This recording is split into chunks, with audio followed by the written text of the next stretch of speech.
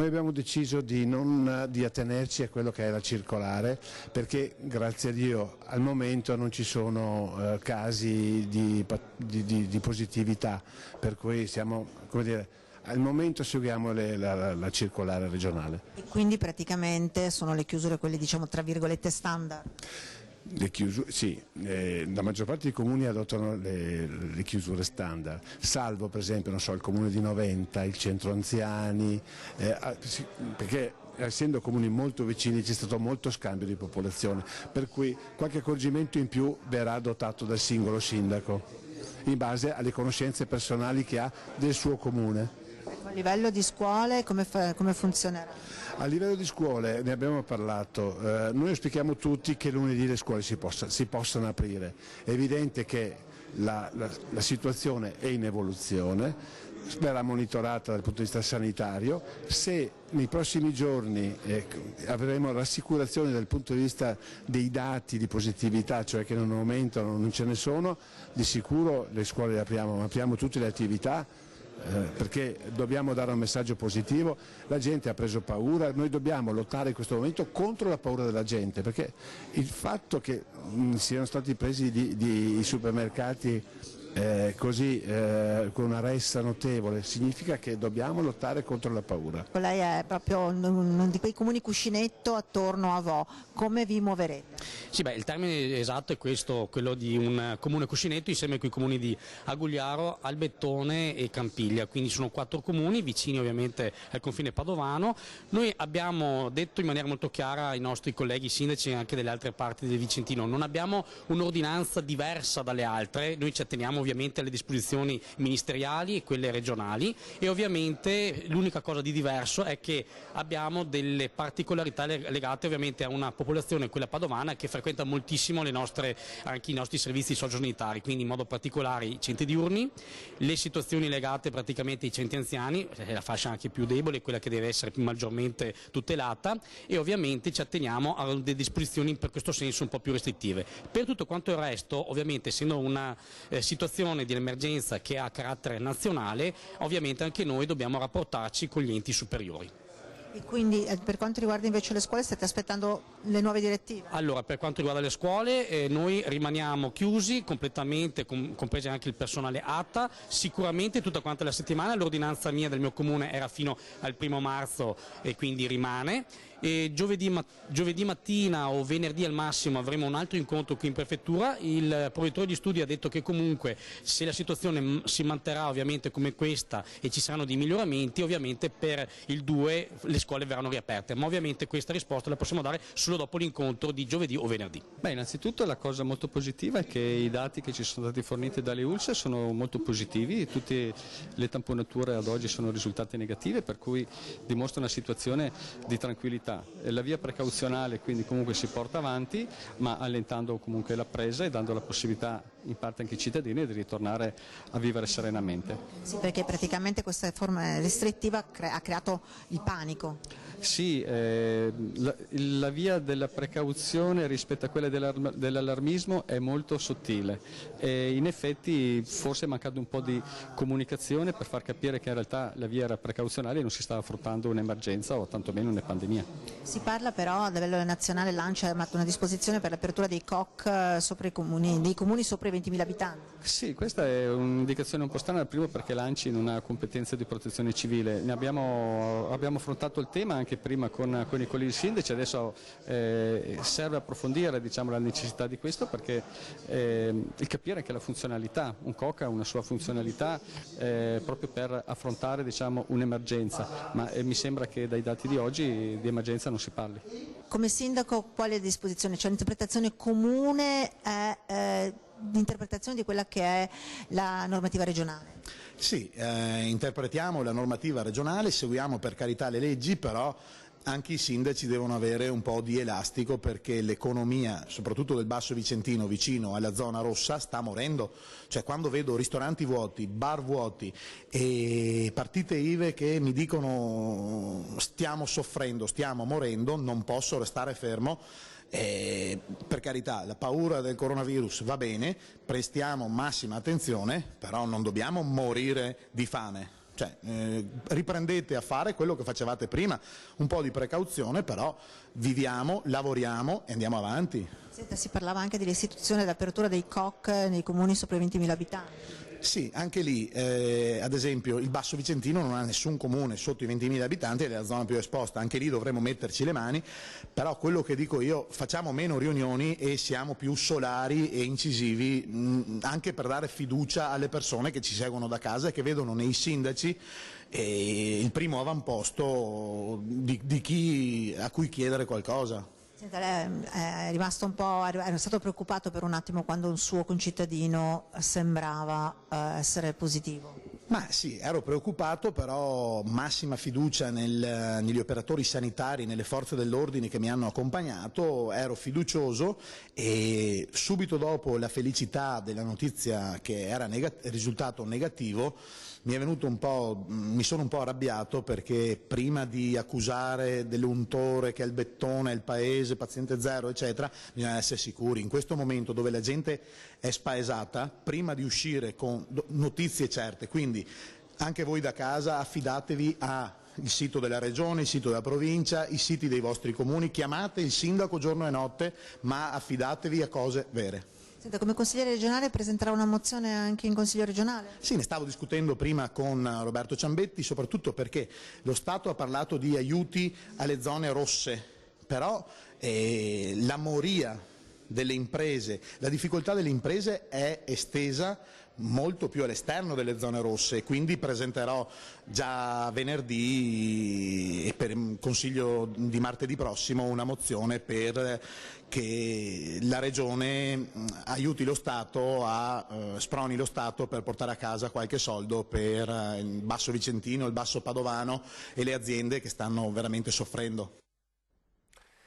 Allora, questo era il lungo reportage da ieri sera della nostra redazione di Vicenza, al vertice tra i sindaci del Vicentino in merito appunto alle ordinanze, un po' a quello che si doveva fare. Avete riconosciuto come ultimo Gio Formaggio, il sindaco del Bettone, nonché neoconsigliere regionale. Queste le voci dei sindaci vicentini. Allora, mentre vi informo che presso 26 ospedali del Veneto la protezione civile ha quasi completato, in queste ore sta completando l'allestimento delle 56 tende pneumatiche a scopo preventivo a fronte di eventuali necessità, le famose tende da campo, chiamiamole così, ma sono quelle diciamo precauzionali per ogni evenienza, quindi 26 ospedali del Veneto. E l'installazione di queste tende è ormai quasi completa in tutti i nosocomi della nostra regione. Allora facciamo rivedere il mini racconto da Vo' Euganeo, all'interno di Vo' Euganeo, di Chiara Cartolaro, che poi sentiremo proprio in diretta e che ci sta preparando un altro video diario della giornata di oggi. Sapete, Chiara Cartolaro, la ragazza che sta raccontando dall'interno di Vo' Euganeo un po' la vita in questo paese isolato. Allora vediamo il video di ieri e poi ci colleghiamo con lei.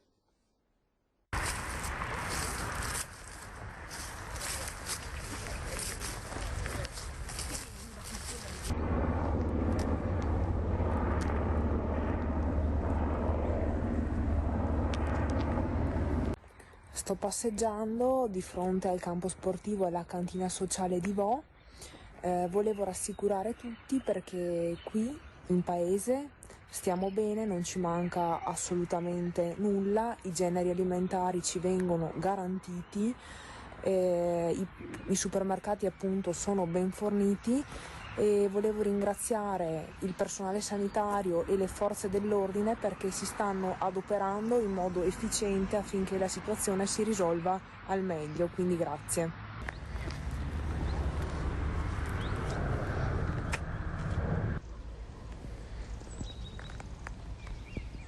C'è una macchina che si è avvicinata, però non credo la lasceranno passare.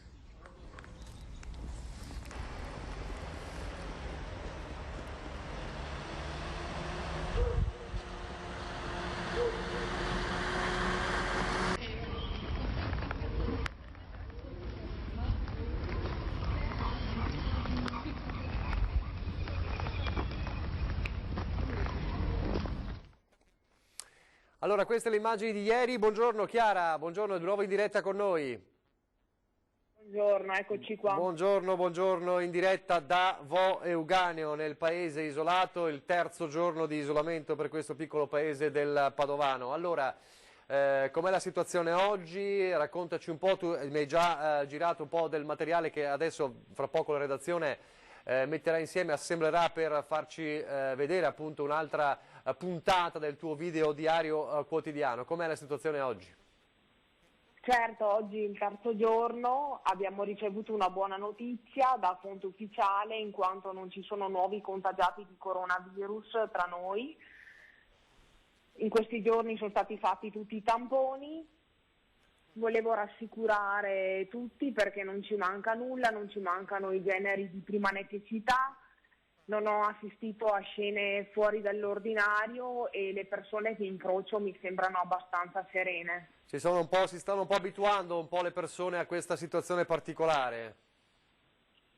Sì, diciamo di sì. Sappiamo che era una misura necessaria da adottare, quella dell'isolamento, e ci facciamo forza per superare questo periodo. Ascoltami, da quello che ci risulta oggi è una giornata particolare anche perché è iniziata questo servizio di volontariato, da quello che abbiamo capito, di cittadini che vanno a portare agli anziani dei generi alimentari in casa, agli anziani che non possono spostarsi. Hai potuto appurare questo? Personalmente no, però ho sentito che l'amministrazione si sia organizzata per questa cosa ed è sicuramente molto utile. Infatti ringrazio tutti, l'amministrazione, esercito, carabinieri, forze dell'ordine, personale sanitario che si stanno appunto assistendo al meglio delle loro possibilità. Ecco, in teoria, insomma, entro un paio di giorni, diceva prima l'assessore regionale alla sanità Lanzarin, i tamponi dovrebbero essere completi a Vo Euganeo, ieri 450 se non sbaglio, e continuano ancora, e quindi può essere che fra un paio di giorni, se la situazione dovesse essere completa, forse qualcosa può cambiare per Vo Euganeo, per l'isolamento. Se ne parla in città, in paese, cosa si dice? Ci sono tante persone che riportano diverse opinioni, noi comunque cerchiamo di attenerci a fonti ufficiali, al momento sappiamo che dobbiamo rimanere in quarantena per 15 giorni, per cui ci atteniamo a questo, poi attendiamo le notizie. Allora, so che hai girato, la nostra redazione ci ha girato altri video, dovessi vedere in giro questi volontari, se ovviamente compatibilmente con i tuoi impegni, anche perché comunque lavori, comunque hai le tue attività, se dovessi vederli in giro, sì, catturali con il tuo smartphone, credo, o iPhone, non lo so.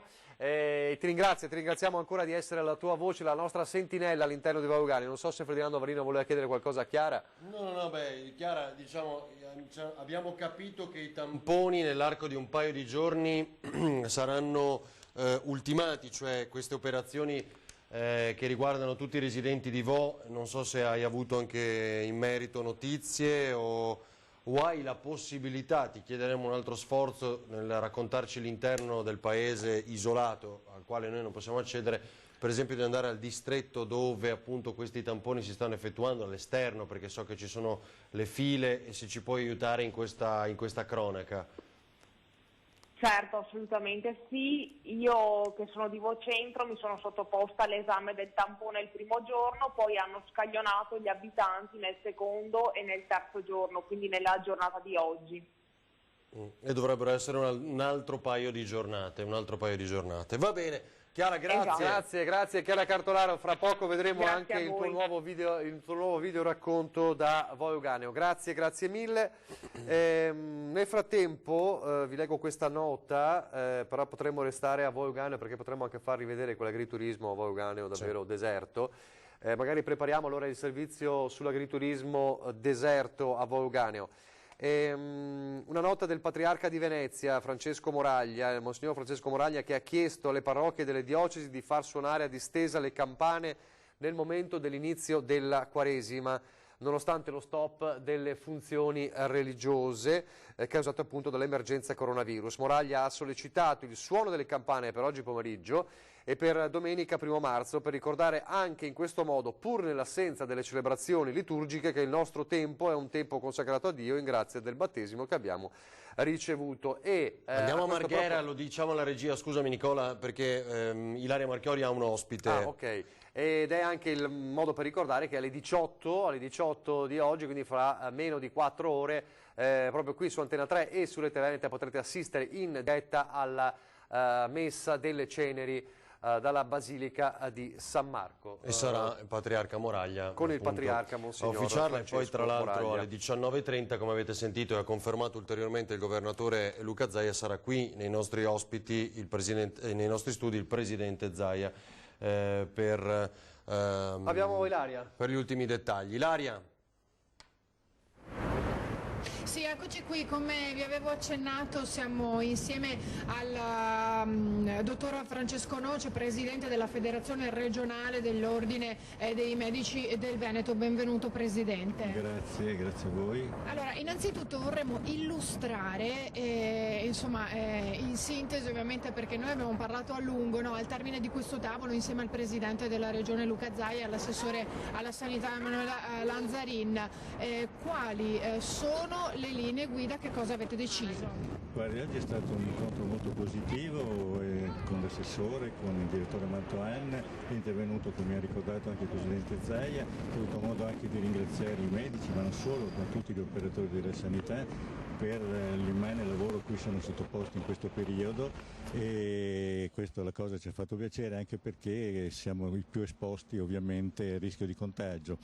Devo dire che l'incontro è stato molto positivo, abbiamo fatto anche un po' il quadro della situazione, questo ci è servito. Attualmente nella nostra regione sono 71 i casi che sono stati contagiati nella nostra regione, di questi sono 22 i pazienti ricoverati, 14 sono ricoverati in malattie infettive, 8 sono ricoverati in terapia intensiva, ma questi devo dire che sono ricoverati anche perché hanno delle pluripatologie, quindi magari sarebbero stati comunque ricoverati in terapia intensiva, indipendentemente dall'infezione che hanno e al contagio che hanno subito.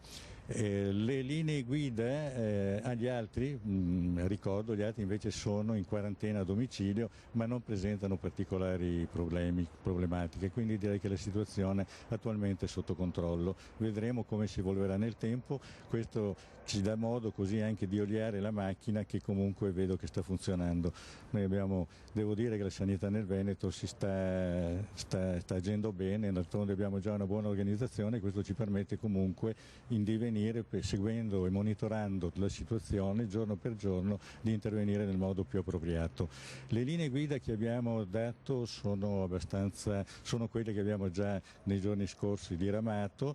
Per quanto riguarda la medicina del territorio, noi raccomandiamo a tutti i pazienti di non andare, che presentano ovviamente, pazienti che presentano una sintomatologia con tosse, febbre, mal di gola, disturbi respiratori, di non frequentare né i pronto soccorso né gli studi, né di sovraffollare gli studi dei medici di medicina generale, ma di mettersi in contatto telefonico con il proprio medico, il quale darà tutte le indicazioni del caso in modo da poter seguire l'ammalato costantemente giorno per giorno. A questo proposito abbiamo chiesto anche al Presidente che si faccia promotore di un'iniziativa presso il Ministero per quanto riguarda le certificazioni per i lavoratori, i quali hanno bisogno di una certificazione ovviamente per la loro assenza da lavoro. In modo tale che il certificato venga spedito online, un certificato telematico, anche senza aver visitato il paziente, ovviamente solo per questi pazienti che presentano questa sintomatologia, anche se non li hanno visti de visu. Questa è una situazione molto importante, perché così facciamo in modo di contenere e di evitare eventualmente dei contatti ravvicinati. Per quanto riguarda gli operatori, i medici che lavorano negli ospedali, è stato anche deciso, dal momento che vivono in un ambiente che è frequentato, in cui magari negli ascensori, dove magari il virus, dove c'è possibilità di contagio, potranno usare delle mascherine per essere protetti, in modo essi stessi da essere protetti e non desertificare poi gli ospedali. Ovviamente per coloro che sono venuti a contatto con il virus, e si sa che questa è la zona, non dovranno abbandonare la loro attività lavorativa.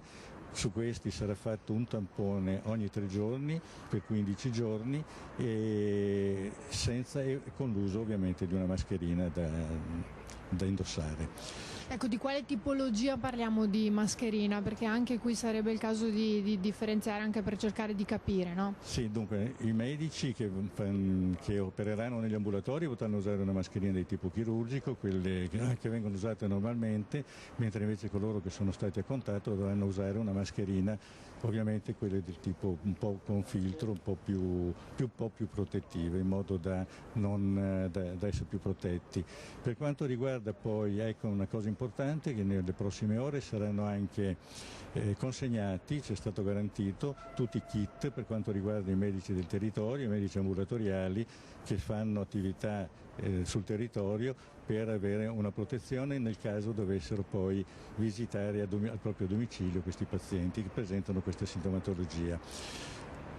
Quindi queste sono un po' le linee guida che sono state definite. Ecco, Presidente, un po' di numeri per quanto riguarda il personale sanitario, insomma, compresi anche i medici che si trova in quarantena. I medici in quarantena, che sono poi i medici dove sono stati focolai, quindi a Limena e a Vo, e saranno anche un caso a Mestre e uno a Treviso. Questi medici che sono in quarantena ovviamente saranno al proprio domicilio, ma potranno loro anche dal proprio domicilio continuare la loro attività per i pazienti attraverso il triage telefonico di cui si parlava prima. Quindi è una situazione abbastanza complessa, ma che comunque fa da filtro e contribuisce ad una buona organizzazione, a far sì che tutte le persone siano tranquille. Nessun panico, nessun allarmismo, le solite precauzioni che vengono raccomandate con quel famoso decalogo che abbiamo detto, di lavarsi le mani, di non toccarsi il viso con le mani, di magari sanificare le maniglie delle porte, ciò con cui si viene a contatto. I cani, gli animali domestici sono assolutamente indenni, quindi non abbiamo paura di questo. Anche i pacchi che dovessero venire dalla Cina non presentano possibilità di contagio, quindi le solite precauzioni che si prendono un pochettino per tutto quello che riguarda un po' le malattie infettive. Ecco, la situazione è tranquilla anche dal punto di vista di disponibilità di posti letto? Sì, attualmente sì, ecco, la cosa importante è cercare di che non si sovraccarichino proprio soprattutto le terapie intensive, perché i posti letto in terapia intensiva non sono in un numero ovviamente limitato, sono quelli, e quindi questo è importante, e il fatto di prevenire il contagio serve proprio a questo, a non creare più casi di contagio, ma attualmente la situazione mi sembra sotto controllo. Certamente ci saranno probabilmente nuovi casi, probabilmente ci saranno nuove disposizioni, però attualmente mi sembra che la situazione sia sotto controllo. Comunque, come le ripeto, è tutto sotto monitoraggio stretto, la popolazione può stare tranquilla che sarà fatto tutto il possibile, sia per quanto riguarda il personale sanitario, che poi in accordo con questa macchina che si sta oliando giorno per giorno, direi che speriamo bene, dai. Ecco, si prevede un picco, Presidente? Un picco è una cosa, sì, potrebbe esserci nei prossimi giorni, ma speriamo che le cose però, delimitando i focolai e attuando tutte queste forme di protezione, speriamo che le cose possano via via scemare. Poi questo virus noi lo conosciamo, sappiamo che esiste, sappiamo se è stato isolato. Purtroppo non esiste un vaccino, non esistono cure specifiche, l'unico modo è la prevenzione, e quindi noi cerchiamo di prevenire i contagi, e questa è la situazione, è il nostro intendimento. Ringraziamo il Presidente Noce per averci illustrato nel dettaglio i contenuti del tavolo. Se non ci sono domande dallo studio, da Marghera è tutto. Mi senti, Ilaria? Sì. Adesso mi senti. Volevo chiedere, ci stanno proprio chiamando in questo momento, mentre parlava il dottor Noce, diverse chiamate di segnalazioni di assistenti odontoiatrici che lamentano il fatto che mancano mascherine, no? Quindi c'è bisogno di mascherine. Un flash, Ilaria? Sì.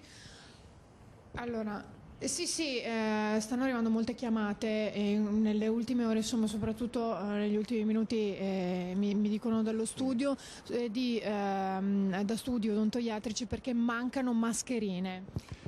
E questo è un problema se mancano mascherine, però io, nella riunione erano presenti anche rappresentanti dell'odontoiatria, c'era il dottor Berto e il dottor Saggin, che hanno manifestato ancora questa perplessità, hanno chiesto appunto che venissero fatte delle pressioni su tutte le ditte che forniscono questi materiali in modo da potersene approvvigionare. D'altronde già loro sono preparati, gli odontoiatri nei loro studi, ad usare una visiera e ad avere altri accorgimenti, perché loro ne hanno passati anche con gli studi odontoiatrici, anche con precedenti effetti prima da HIV e varie epatite C, epatite B e via dicendo, per cui loro già sono attenzionati a questo tipo di problematiche.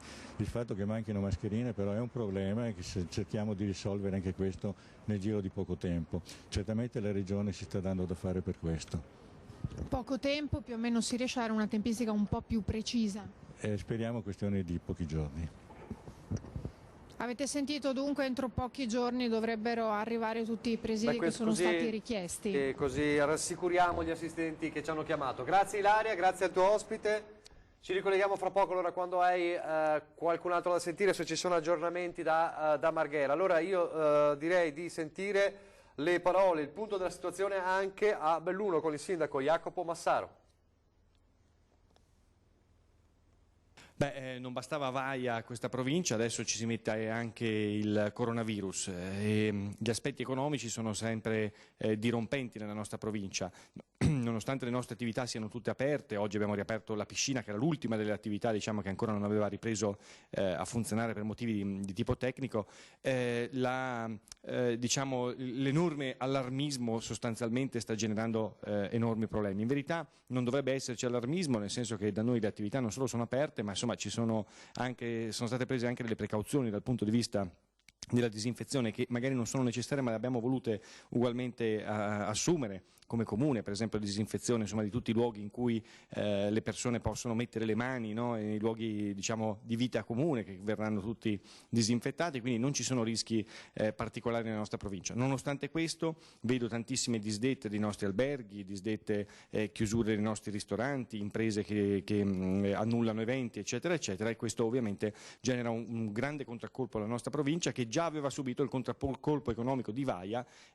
Abbiamo superato Vaia, ma la gente per molto tempo ha pensato che a Belluno non si potesse venire. Ecco, credo che in questo momento abbiamo una grande necessità di avere un aiuto per questa situazione. Per questo io mi sono rivolto anche all'ANCI, cercando con questo di fare delle proposte al governo. Noi qui abbiamo bisogno non soltanto della cassa integrazione, ma abbiamo bisogno anche di prendere in mano la situazione fiscale. Ci sono le scadenze, scadono il 2 marzo, ci sono le importanti scadenze fiscali per le imprese. Io credo che dobbiamo assolutamente richiedere una proroga, uno slittamento di queste scadenze per dare un po' di respiro, un po' di ossigeno alle nostre imprese che sono fortemente in questo momento sotto pressione.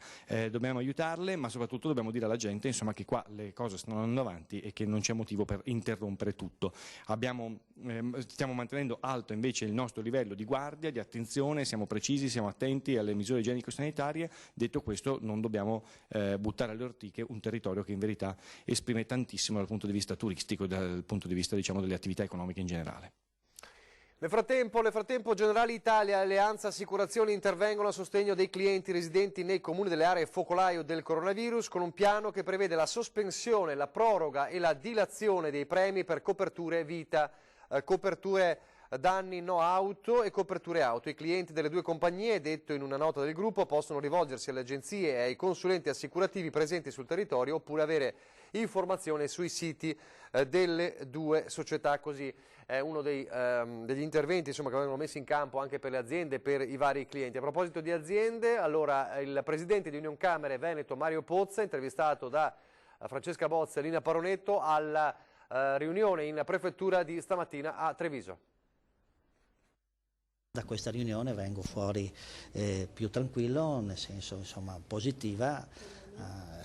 Problemi particolari non ce ne sono, anzi c'è una disponibilità di tutte le forze economiche, sindacali, istituzioni a stare in rete nelle informazioni e quindi da fare un lavoro capillare nel territorio di informazione verso il mondo dell'impresa, verso le associazioni, verso il sistema nazionale economico che si rivolge alle associazioni di categoria e alle camere di commercio per sapere effettivamente come sta la realtà, perché c'è bisogno di dare certezza di relazioni e di notizie fondate da una parte e dall'altra evitare che questa pandemia economica prenda sempre più piede. Uso questo termine perché vediamo le disdette che ci sono negli alberghi, le settimane bianche su a Belluno, quindi come Presidente della Camera di Belluno ho anche questa situazione da monitorare.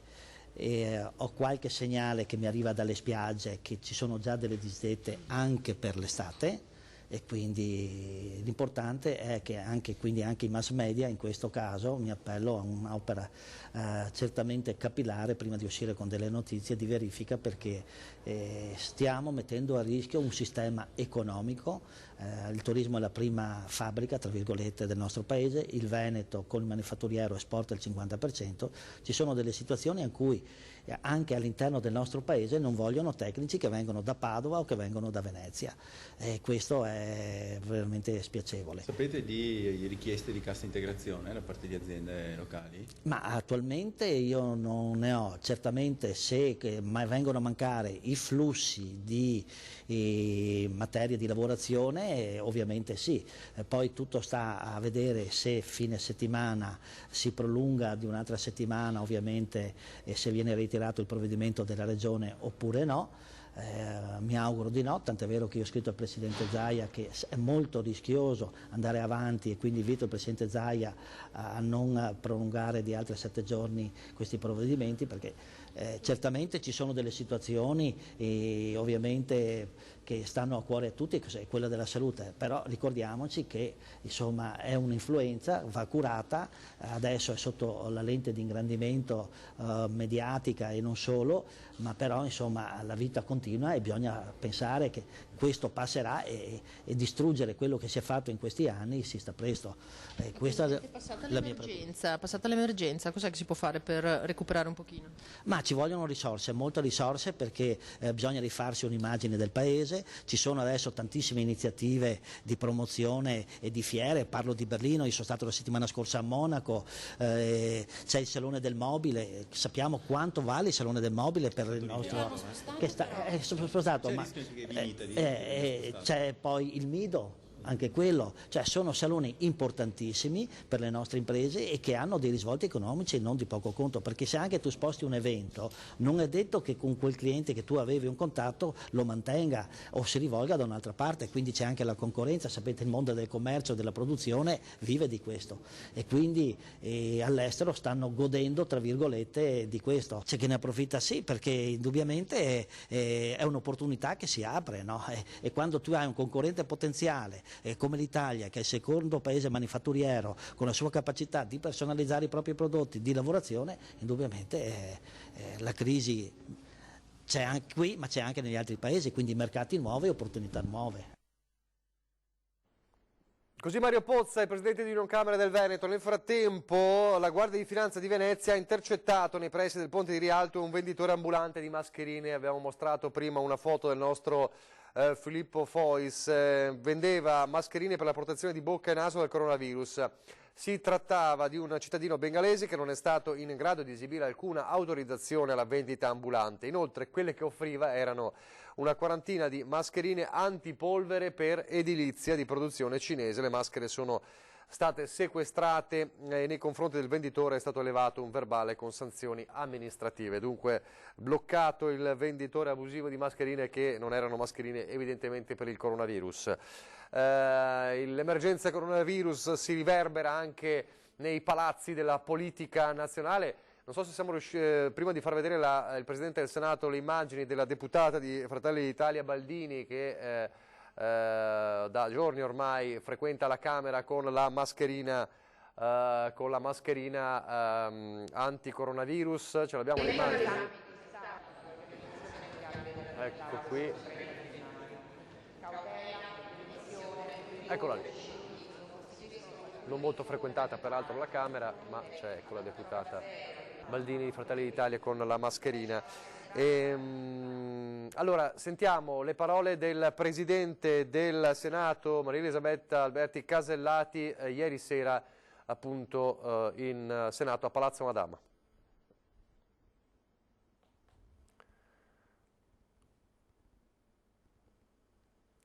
Presidente del Senato Casellati. Senatori, in apertura dei nostri lavori consentitemi di rivolgere il mio cordoglio personale e di tutto il Senato ai familiari delle persone che nei giorni scorsi hanno perso la vita a causa del contagio da coronavirus. Desidero inoltre esprimere la solidarietà mia e di tutta l'Assemblea alla comunità e alle famiglie che stanno soffrendo i disagi legati ai provvedimenti adottati per contrastare la diffusione del virus. Misure che coinvolgono direttamente oltre 50.000 persone, ma che investono quasi la metà della popolazione. Ai medici, ai ricercatori scientifici, al personale degli ospedali, della protezione civile, degli organi di pubblica sicurezza, agli amministratori locali e a tutti coloro che in queste ore si stanno adoperando con generosità, con grande senso del dovere e non senza sacrifici personali, rivolgo un forte pensiero di vicinanza e di riconoscenza. In questi giorni l'Italia si trova ad affrontare una situazione di emergenza, un'emergenza che abbiamo il dovere di fronteggiare mettendo in campo ogni sforzo necessario per tutelare la salute e la sicurezza dei cittadini e per evitare che si diffondano nel Paese pericolose psicosi. Fondamentale diventa quindi il richiamo all'impegno, alla collaborazione e al senso di responsabilità di tutti, istituzioni nazionali e comunitarie, amministratori locali, presidi sanitari, forze dell'ordine, istituti scolastici, mondo dell'impresa, organi di informazione e cittadini. L'Italia è un Paese forte, una nazione che, come la storia ci insegna, ha sempre saputo reagire con determinazione davanti alle difficoltà, persino le più drammatiche, e che ha in sé le risorse per superare quanto prima anche questa fase così critica e così delicata. Vi ringrazio. Dal Presidente del Senato al segretario nazionale del Partito Democratico Zingaretti, dovremmo vederlo fra pochissimo, anche le sue parole sulla situazione attuale molto difficile. Siamo da 2 mesi pronti ad affrontare tutto, sono 3 casi, per fortuna la sanità funziona e quindi bisogna essere attivi e il sistema sta funzionando. Io penso che bisogna anche su questo ricostruire fiducia in questo Paese, bisogna contenere il virus, si può fare benissimo questa azione di contenimento, si può sconfiggere questo virus e voltare pagina con la collaborazione di tutte e di tutti, delle istituzioni ma anche delle persone. Io voglio dire grazie innanzitutto a tutti gli operatori della sanità perché sono i veri eroi e protagonisti di questa tenuta e di questa mobilitazione generale, e ringrazio tutte le donne e gli uomini che stanno collaborando. Noi da ieri abbiamo iniziato a chiedere a tutte e a tutti, edifici pubblici e privati, di esporre alcune indicazioni di comportamento semplici ma fondamentali: lavarsi spesso le mani a casa e non solo a casa. Abbiamo iniziato una sanificazione dei mezzi pubblici, ci sono delle regole di comportamento individuale che vanno mantenute. Poi il governo sta lavorando per ora alla seconda grande emergenza, che è dare veramente una scossa all'economia italiana, perché dobbiamo, di fronte a quanto sta avvenendo, essere pronti a rilanciare i consumi, il turismo, la produzione, e il governo sta lavorando su questo. Quindi nessuna sottovalutazione ma anche nessun panico, e reagiamo insieme a una brutta avventura che si sta vivendo, ma che supereremo anche questo. L'Italia ce la farà se collaboriamo tutti, e io penso che collaboreremo tutti e l'Italia ce la farà. L'ottimismo di Zingaretti. Adesso possiamo farvi sentire un'intervista aggiornata a poco fa del sindaco di Paese, Katia Uberti. Come sapete, Paese è la zona, il comune dove risiedeva la 75enne Luciana Mangiò, seconda vittima in Veneto del coronavirus. Ricordo, sono 71, è rimasto il numero di 71 aggiornato alle 12 dei contagiati in Veneto. E dicevamo, a Paese, dopo la riunione in prefettura, le impressioni del sindaco di Paese, mentre ricordo che i contagiati sono 2, contando anche la signora deceduta, il secondo è il medico del reparto di geriatria che è ricoverato a Padova, e di fatto quindi questo ha aperto un nuovo cluster cosiddetto in regione, cioè il cluster di Treviso. Allora, il sindaco di Paese intervistato al termine della riunione in prefettura a Treviso.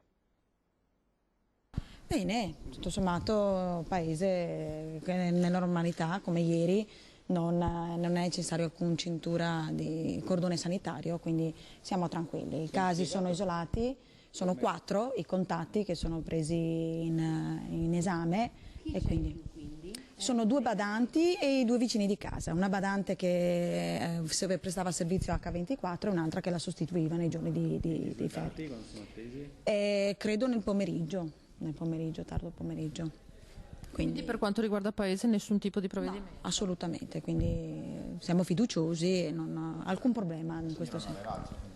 No, perché non ha una rete familiare a Paese, gli unici familiari vivono a Genova, e quindi questi sono solo i contatti, sono appunto questi 4. Vi è stato spiegato come ha preso il virus? No.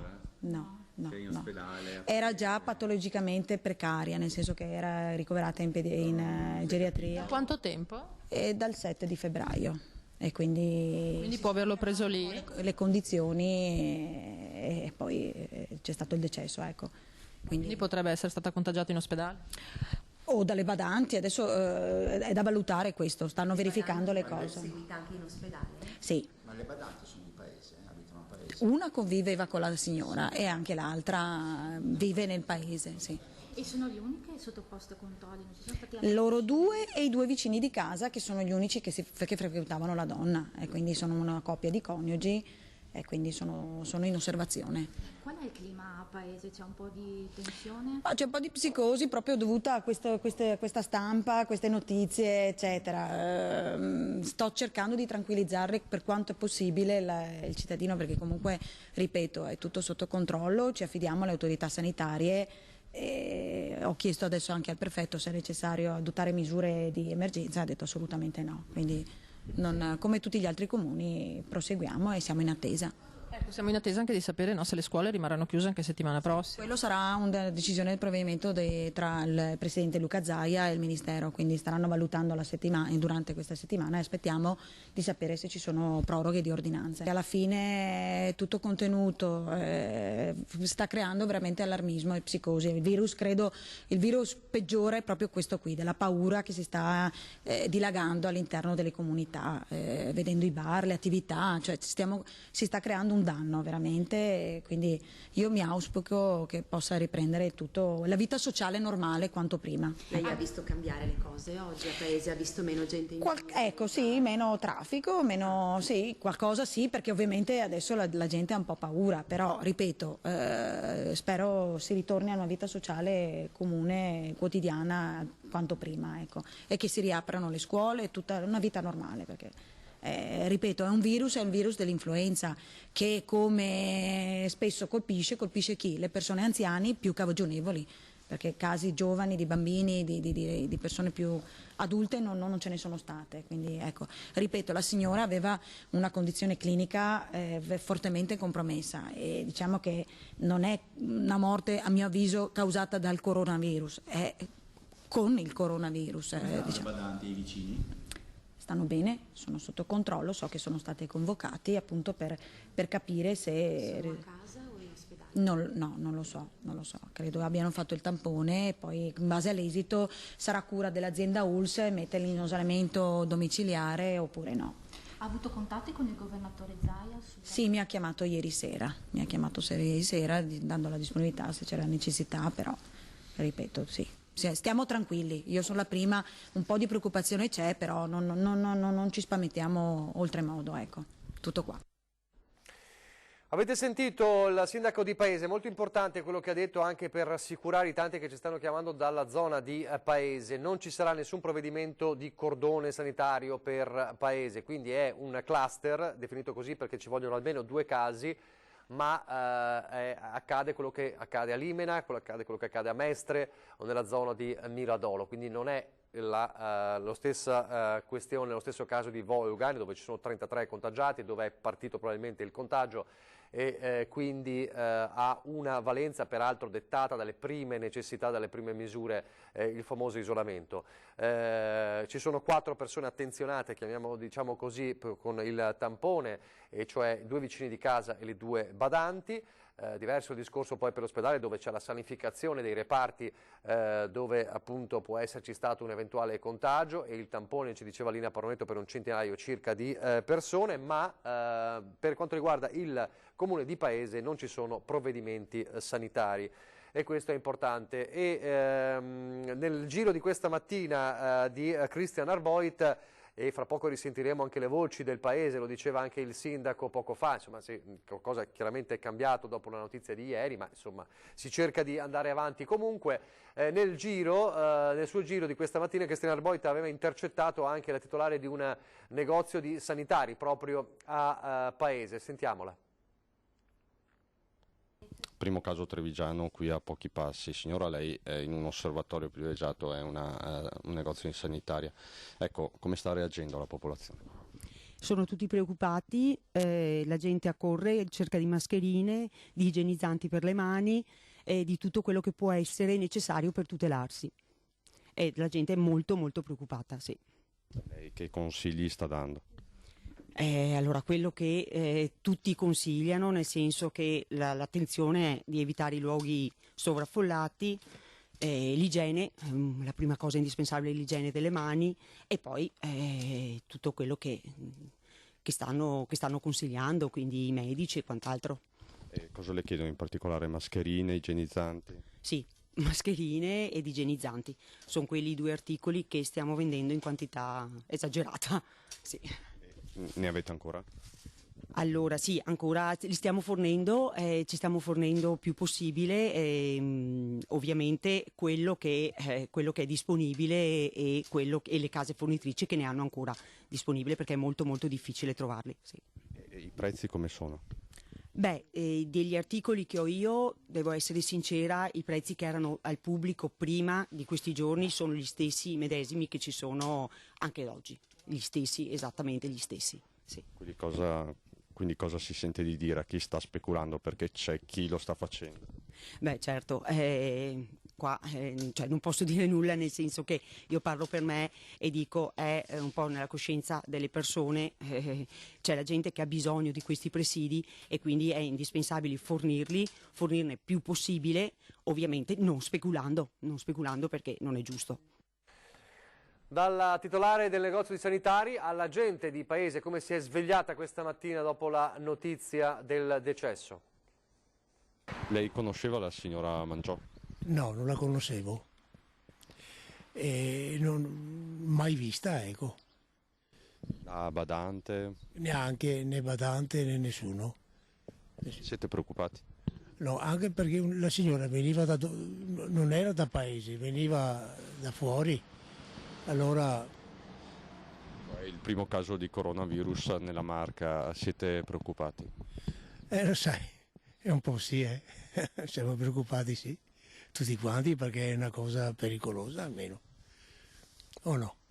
Niente, è tutto uguale rispetto a ieri, adesso è morta, dispiace, però al momento non cambia niente, cioè quello che c'era qua ieri c'è anche oggi, ci sarà anche domani e c'era anche l'altro ieri.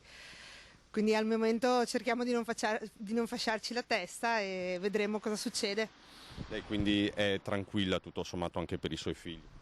Sì, ripeto, ieri non si sapeva niente, oggi si sa, ma non è che oggi miracolosamente appare qua il virus, perché oggi si sa che è morta la signora. Intanto vedremo, si saprà dove l'ha preso, cosa è successo, aspettiamo i risultati delle persone che gli stavano attorno e vedremo cosa succede. Se li abbiamo incontrati ieri al mercato non possiamo saperlo, se abbiamo incontrato queste persone ieri, quindi vedremo. Via Piave è deserta oggi? Sì, è un po' tutto deserto, abbiamo visto anche prima al supermercato, al centro commerciale, e ci si può giocare a calcio nei parcheggi.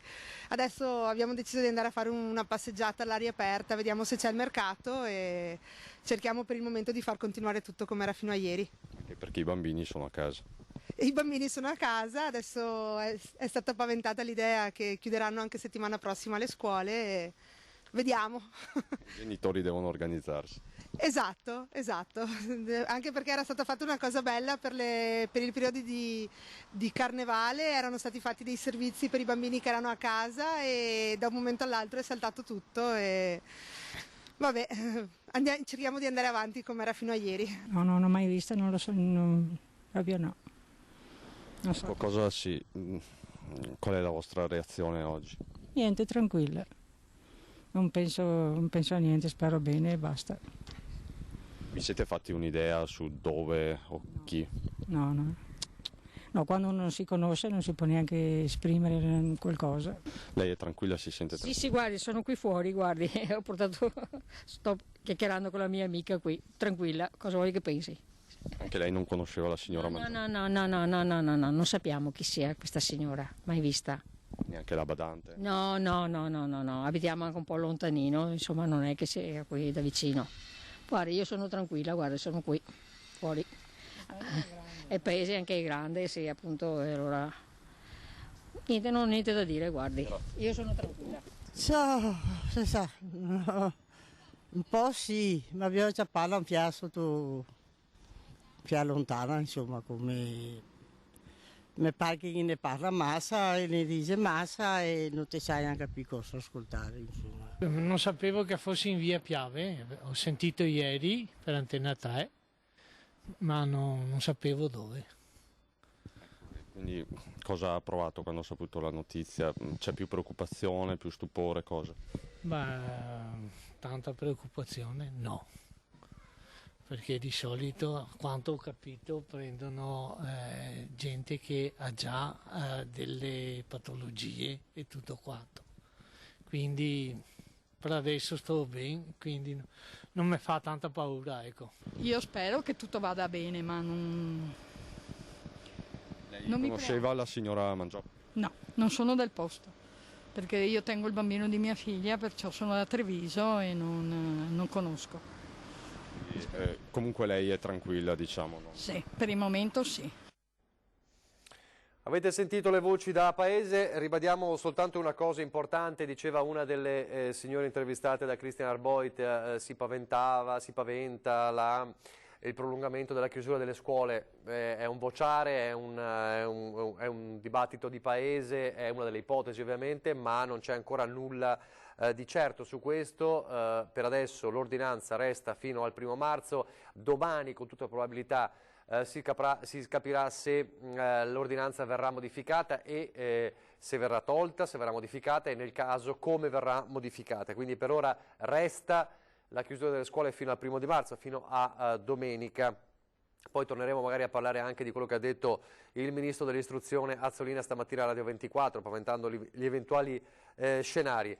Prima di vedere il Presidente di Confartigianato Marca Trevigiana, Vendemiano Sartor, volevo soltanto darvi notizia di questa attivazione di un numero importante, perché lo stiamo ribadendo dall'inizio di questa vicenda. Purtroppo c'è non solo la guerra al coronavirus, ma c'è la guerra anche agli sciacalli del coronavirus e di chi cerca e sta cercando in questi giorni e non si ferma nonostante gli allarmi, questo è incredibile davvero.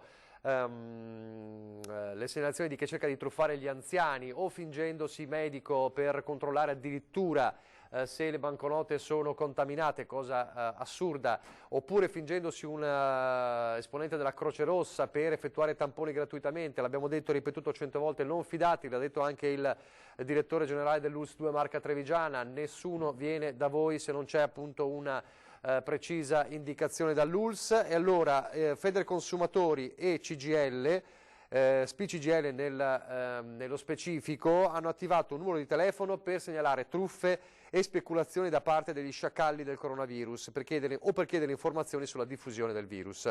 Questa iniziativa promossa da SPI-CGIL e Federconsumatori appunto per segnalare, soprattutto per segnalare le truffe in atto. Il numero è 041 971 508, ripeto 041 971 508. Segnalate qui, anche qui ovviamente, oltre che alle forze dell'ordine, cosa immediata da fare, ma segnalate anche qui nel caso le truffe di cui siete stati testimoni o che vi hanno raccontato.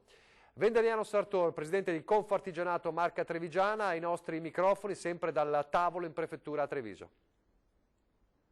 Mi pare che il messaggio sia positivo e dobbiamo dare anche noi un messaggio positivo a chi ci ascolta e soprattutto anche per non creare nel tempo gravi problemi anche di natura economica. Il mondo ci sta guardando perché noi abbiamo relazioni con tutti e dobbiamo dare un'immagine che non sia assolutamente magari che sminuisca il problema, ma neanche che lo esageri, perché altrimenti ci creeremo più problemi di quello che crea la malattia. Quindi il messaggio deve essere di garanzia che i nostri operatori sanitari e la nostra ULSS sia a posto, e quindi di dare il giusto messaggio e di dire che il mondo continua e dobbiamo lavorare serenamente. La Camera di Commercio ha chiesto di non procrastinare di ulteriore settimana i provvedimenti. Beh, certo che sì, operiamo con cautela, con attenzione, ma cerchiamo di poter lavorare perché noi abbiamo un sistema economico che si relaziona col mondo intero e quindi non dobbiamo sottovalutare ma neanche crearci problemi più di quelli che ci sono le attenzioni, ci sono le precauzioni, ci sono i comportamenti, lavoriamo su quelli. Allora, torniamo in diretta ancora con questa straordinaria, avete sentito Vendemiano Sartor, appena è pronto il collegamento torniamo da Venezia per alcuni approfondimenti e altre novità. C'è per di più, stiamo cercando di capire altre notizie anche perché giustamente l'avete sentito più volte, allo stato attuale, ma si decide domani, abbiamo capito, si sta discutendo o meno se prolungare, reiterare questa ordinanza che prevede anche la chiusura delle scuole, ma non c'è nessuna decisione in merito, questo è bene ribadirlo, così come ancora mi segnalano in varie chat gira quell'audio fake, per esempio a Trieste, in tutto Friuli Venezia Giulia, ecco è un fake, ve lo ricordo ancora, in tutte le chat delle scuole, delle mamme eccetera, non ci sono casi riscontrati. Chi abbiamo? Sì, una crisi in agricoltura, dopodiché appena possibile ci colleghiamo con Marghera, vi chiedo. Poi scusami Renato, riesci invece a proporci Mario Conte, il sindaco di Treviso, al vertice in prefettura? Appena è linkato, se è pronto, no? Sentiamo il sindaco di Treviso. Non ci sono altri casi a Treviso, l'attenzione è sempre massima, bisogna però far capire ai cittadini che la vita, il quotidiano, pur mantenendo alta l'attenzione e seguendo qualche piccola regola indicata dal Ministero, può e deve andare avanti. Noi valutiamo di giorno in giorno l'evolversi della situazione, sarà poi la Regione insieme alle varie aziende sanitarie a decidere il destino dell'ordinanza. Noi siamo convinti che tutta questa azione preventiva sia importante per evitare che il contagio si espanda a macchia d'olio. Credo che stiamo facendo un buon lavoro, un ottimo lavoro, perché comunque i numeri sono controllati e sotto controllo. Fa piacere vedere che quando emerge un caso come purtroppo quello della signora, poi la macchina dell'emergenza si mette subito in moto e delimita molto i contatti che questa signora ha avuto con delle verifiche, delle analisi. Quindi credo che da questo punto di vista i cittadini devono sentirsi tranquilli, debbano stare tranquilli e piano piano rimettersi in moto, perché la vita deve continuare. Io soffro nel vedere la città deserta, soffro nel vedere un carnevale senza maschere, soffro nel sentire le aziende che sono in ginocchio, soffro nel sentire che i turisti stanno disdicendo tutte le prenotazioni, e credo che sia giusto dare un messaggio, un'inversione di tendenza, che il Veneto, Treviso, si sta rimettendo in piedi e sta ricominciando non a camminare ma a correre. C'è qualche misura ulteriore prevista anche per la città? No, assolutamente. Anzi, adesso stiamo procedendo con la sanificazione delle palestre in modo da poterle riaprire nella massima sicurezza la settimana prossima. Noi tutto quello che possiamo fare, sicuramente pulizie straordinarie, le stiamo facendo dappertutto dove è di nostra competenza e le stiamo consigliando a tutti. Questa mattina mi sono confrontato con i gestori del natatorium e so che loro hanno fatto una sanificazione importante delle strutture, questo mi fa piacere. MOM lo sta facendo nei mezzi, quindi insomma tutti stanno dando il massimo per dare quella serenità di cui i cittadini oggi hanno tanto bisogno. C'è stata questa indicazione da parte del Ministero in accordo con ANCI Nazionale, mi sono sentito con l'assessore Bottaccin e abbiamo quindi aperto il comitato operativo comunale, che oggi ha una funzione particolare, che è quella di aumentare la comunicazione e il presidio nei confronti dei cittadini, la tutela. Francamente sono tutte azioni che già stiamo facendo, non ne ravvedo tutta questa utilità, però insomma io seguo le direttive che mi arrivano dal Ministero, dall'ANCI. Mi sarebbe piaciuto un maggiore confronto tra ANCI nazionale e ANCI regionale, visto che ad oggi non ho ricevuto né un messaggio né una telefonata per sapere come stanno le cose qui, quindi c'è un po' di rammarico da questo punto di vista, però non è il tempo delle polemiche, è il tempo delle azioni, è il tempo di far star tranquilli i cittadini, e se questo può essere un motivo di tranquillità lo facciamo. Credo invece che i cittadini si sentano molto più tranquilli nel vedere che c'è una sanità e una regione che sta lavorando H24 attraverso medici, infermieri e operatori con grande professionalità, con grande passione, con grande cuore. Senta, ma aprire il COC va nell'ordine di dare un messaggio, secondo lei, di calma oppure di allarme? Secondo me è un messaggio di allarme, però è uno strumento che ci è stato chiesto e ci è stata data indicazione di aprire da parte del Ministero e di ANCI Nazionale. Noi lo apriamo, ripeto, le azioni che oggi possono dar serenità ai cittadini sono altre. Allora, stiamo per collegarci con Marghera, così il sindaco di Treviso Mario Conte ha appena finito questa mattina il vertice, poco fa in prefettura a Treviso. Sapete del sindaco arrabbiato per l'apertura del centro operativo comunale voluto da Borrelli, quindi Protezione Civile, e il presidente nazionale dell'ANCI De Caro, come fosse un'iniziativa non necessaria.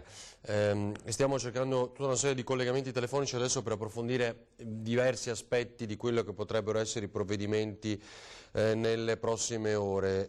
Si chiede anche un confronto, e dopo andremo a Marghera su questo, per chi lavora negli uffici pubblici, e quindi capire quali provvedimenti si possono mettere in campo. Parliamo di crisi in agricoltura, certo sta investendo tutto questo effetto coronavirus sulle nostre imprese. Vediamo. Agricoltura e agriturismi oggi stanno veramente transitando per un momento di difficoltà massima, visto che già il nostro settore era un po' in sofferenza perché tutti chiedono i nostri prodotti, ma dal punto di vista reddituale, della riconoscenza del prezzo, è un po' poco riconosciuto questo. In questo momento di questo dramma di psicosi che stiamo vivendo con il coronavirus, veramente le nostre aziende sono preoccupate, anche perché noi produciamo del cibo altamente deperibile e quindi la logistica e la movimentazione di questi prodotti è indispensabile per sostenere chi fa impresa in agricoltura in questo caso. Gli agriturismi e l'enogastronomia del nostro territorio veramente sono un po' alla canna del gas, ma voglio ripetere, noi siamo convinti come Camere di Commercio, come istituzioni, come rappresentanza di un settore imprenditoriale, dobbiamo andare oltre questo muro e capire che la sanità in Italia è una delle prime a livello mondiale e non ci dobbiamo preoccupare sicuramente per il coronavirus Corvallis 19 che abbiamo definito dal punto di vista sanitario, perché questa è una malattia riconosciuta già da 20 anni nel mondo della zootecnia che praticamente ostruisce le vie respiratorie dei bovini e ha toccato un po' la parte umana, ma voglio ricordare che il dramma che ci stiamo vivendo e che stiamo sopportando, che stiamo veramente mettendo in campo con poca sensibilità, è veramente solo allarmismo, psicosi che dobbiamo vincere e far capire che in paesi come i nostri, super all'avanguardia, il problema veramente abbiamo visto e documentato che i morti sono ultra settantenni e che alla fine solo le fasce deboli magari potrebbero essere più soggette all'attacco di questo virus, ma io credo che il danno che stiamo creando al nostro territorio del nord-est, del nord Italia, in cui vale per il 40% del PIL nazionale, veramente dobbiamo prestare massima cura e precauzione per dire che il problema non sussiste. Allora, intanto anche le Marche chiedono di essere incluse nelle aree di contagio. Per quanto riguarda l'Agenzia delle Entrate vi ricordo che nelle zone rosse colpite dall'emergenza coronavirus sono stati sospesi gli invii di comunicazione di irregolarità, le richieste di documenti per il controllo formale, le cartelle di pagamento, gli atti di recupero di debiti tributari affidati all'agente della riscossione, lo comunica l'Agenzia delle Entrate riscossione, spiegando di aver dato immediata attuazione al decreto del Ministero dell'Economia e delle Finanze sulla sospensione degli adempimenti e versamenti tributari. Questo è molto importante per quanto riguarda, nel nostro caso, Vo e Euganeo. Va bene, fatemi sapere se abbiamo pronto un collegamento. Agire sulle ripercussioni dell'economia è l'appello della CIA di Verona, insomma, anche qui sempre mondo dell'agricoltura. Alle 9 davanti alla sede del concorso c'era solo una parte dei 203 candidati che avrebbero dovuto contendersi i 38 posti in palio oggi. Parliamo dei medici, ricordate quanto ne abbiamo discusso nella giornata di ieri? Se è possibile poi far vedere anche le immagini da Padova registrate dai nostri colleghi, fatemi sapere. Hanno trovato il cartello con l'annuncio del rinvio. Io sono venuto ieri sera dalla Toscana, dice uno di questi medici che doveva partecipare al concorso. Questa mattina chi non aveva ancora raggiunto Padova ha controllato il sito dell'azienda Zero e, non vedendo aggiornamenti sul concorso, si è messo in viaggio. Poi alle 8 è uscita una nota che annunciava il rinvio. In seguito la comunicazione ci è arrivata anche via mail. Dunque il famoso concorso di cui molto abbiamo parlato nella giornata di ieri è stato alla fine rinviato, nonostante tutte le rassicurazioni delle scorse ore e l'idea... Com'è? Va bene, l'idea che si dovesse celebrare comunque questo concorso, ma con i banchi a una distanza di sicurezza, come abbiamo più volte raccontato. Vi ricordo due dati: alle 18 la messa in diretta dalla Basilica di San Marco. Sapete che è chiusa fondamentalmente la Basilica, ma proprio perché non si possono celebrare con ampio pubblico le messe, saremo noi a trasmetterla al nostro pubblico a partire dalle 18 e così anche domenica alle 11, e poi alle 19:30 di oggi sarà in questo studio il governatore Luca Zaia per le ultime novità. Filippo Fois da Carpenedo. Filippo. 1, 2, 3, 1, 2, 3. 1, 2, 3. Sì, buongiorno Ferdinando, buongiorno a tutti i nostri telespettatori. Dunque vi raccontiamo una vicenda che avevamo già segnalato durante la nostra diretta ieri pomeriggio, che ha allarmato molto parecchi residenti di Carpenedo. Coinvolge uno studio di poliambulatoriale dove operano 9 medici di base, sull'ingresso del quale sono apparsi dei cartelli che annunciavano come il laboratorio fosse stato focolaio di coronavirus. Nello specifico un uomo contagiato dal virus era presente nell'ambulatorio. Ora questo cartello naturalmente ha creato una comprensibile preoccupazione in molti residenti che frequentano abitualmente l'ambulatorio, come detto, per recarsi dal medico di base. Una preoccupazione che è aumentata poi quando improvvisamente questo cartello è scomparso.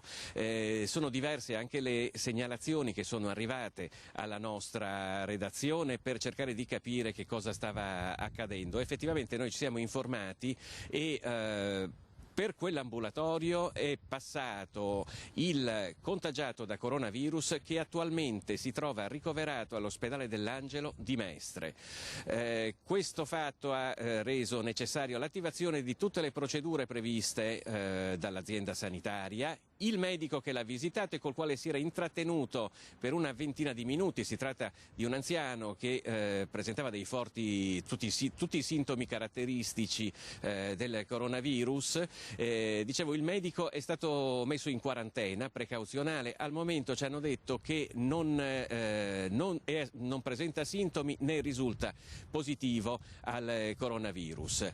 Per tutti coloro che fossero preoccupati, in effetti il cartello che è apparso a Carpenedo non recava la data in cui si era verificato questo contatto in ambulatorio, per cui anche questo ha contribuito naturalmente ad aumentare la preoccupazione in tutti coloro che si erano recati nell'ultimo mese, possiamo dire, dal medico. Ebbene, l'ULSS ci ha detto che sono state attivate tutte le procedure e che tutti coloro che si trovavano presenti nei momenti che possono essere stati potenzialmente portatori di contagio verranno chiamati a casa uno ad uno per sottoporsi a tutti i controlli del caso. Come detto, il medico è in quarantena, è stato detto, era tra l'altro nel conteggio che è stato fatto che è stato reso noto dopo la riunione dell'Ordine dei Medici che si è svolta nella sede regionale della Protezione Civile. Sta bene, non ha sintomi in questo momento e vogliamo rassicurare tutti che la situazione, dicono dall'azienda sanitaria, è totalmente sotto controllo. Mi senti? Ma tu hai detto che quel medico non è dunque, non ha il coronavirus? Sì, ti sento. Hai detto? Non ha il coronavirus? No. È in quarantena, non ha sintomi e al momento non risulta dalle analisi che sono state fatte, è in quarantena, però chiaramente a scopo precauzionale non rimane a casa, ecco. No, hai fatto molto bene a I chiarire. sintomi non ci sono, ma abbiamo insomma le tante. Dicevo, tra le tante cose che stiamo imparando in questi giorni è che anche una larga parte di potenziali contagiati, o contagiati anzi in questo caso, non presentano sintomi, sono asintomatici. Esatto. È solo una piccola percentuale che dopo presenta sintomi e in una percentuale altrettanto minore sintomi particolarmente gravi da richiedere il ricovero in ospedale. Esatto, tra l'altro è un dibattito ampio dalla giornata di ieri, poi in particolar modo sul fronte nazionale, perché si dice allora chi è asintomatico non dovrebbe neanche essere conteggiato, no? Quindi anche quello ridurrebbe di molto il numero dei contagiati nel nostro paese, nel monte totale, no? Filippo, poi anche questo è un altro dibattito delle ultime ore su questo. Ecco, esatto. Senti, se poi hai altri aggiornamenti, grazie per aver chiarito questo aspetto, perché era uno di quelli che più stava a cuore dei nostri posso già annunciarvi telespettatori. Sì, di. Sì.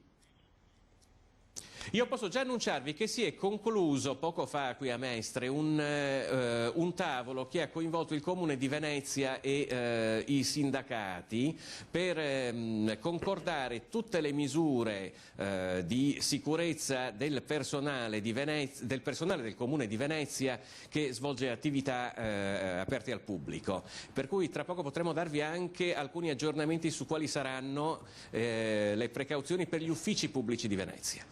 C'è una cosa poi, grazie a Filippo Fois, che ha fatto arrabbiare molto, l'avete sentito anche il governatore Zaia nell'ultima intervista rilasciata a Ilaria Marchiori, che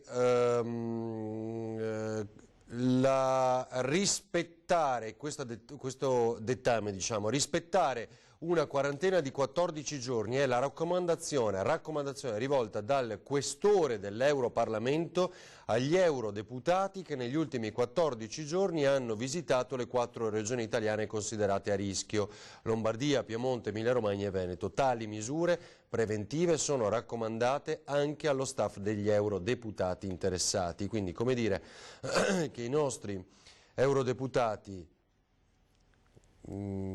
delle regioni, quindi neanche diciamo che siano passati dalle zone rosse, quindi ipotizziamo anche un eurodeputato della zona di Venezia, perché sentiamo cosa dicono?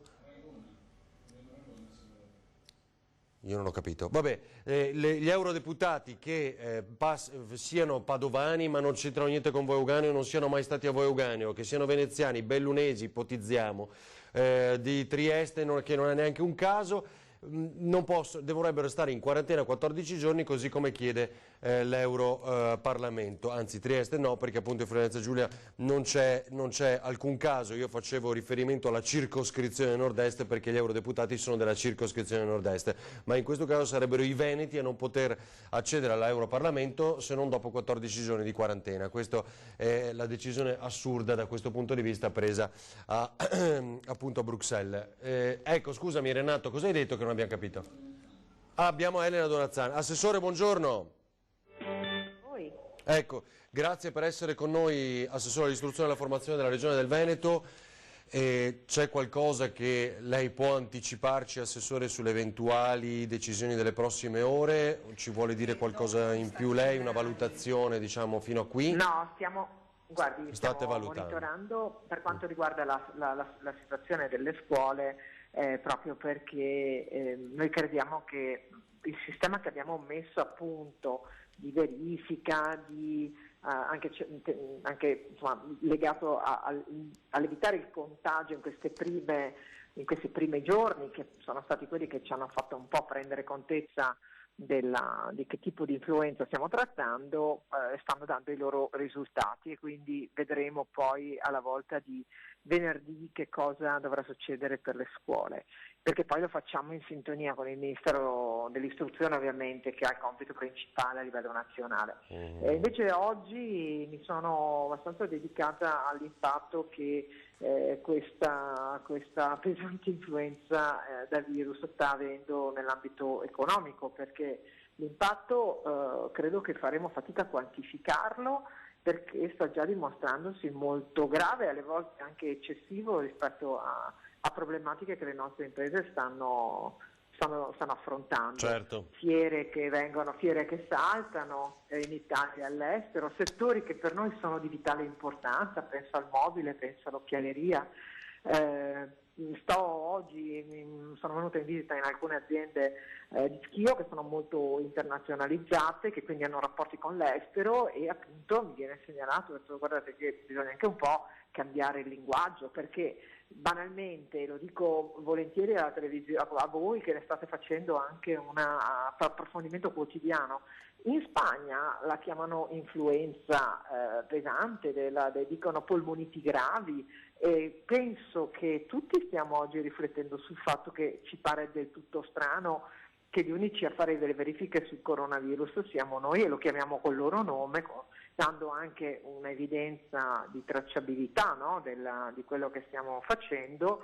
Abbiamo fatto in Italia 8.000 tamponi, quando l'intera Francia ne ha fatti meno di 500, e noi siamo quelli che ovviamente stiamo dicendo con questi numeri, anzi il resto del mondo sta dicendo ma guardate, tutta lì e tutta in Italia. Non è vero, o magari tutta in Veneto e tutta in Lombardia. Non è vero, questa è un'influenza che è nel mondo, è un virus che ha la sua gravità e credo che virologi che parlano ce ne sono e vanno ascoltati, devono essere loro a darci anche la dimensione sotto l'aspetto della salute dell'uomo. Però sono vero due cose. La prima è che ha un impatto in termini numerici minore di tante altre influenze, ed è vero che il nostro sistema sanitario è talmente efficiente, abbiamo dimostrato di essere immediatamente stati in grado, perché era necessario, di dire guardate che noi siamo in grado di monitorare. Certo. Adesso però rimettiamola in un ordine di normalità, una cosa che accade ed è una cosa che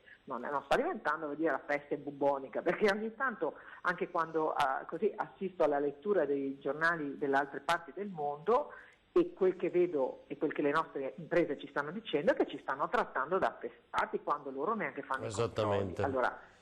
Allora proviamo anche noi a darci una mano vicendevolmente, no?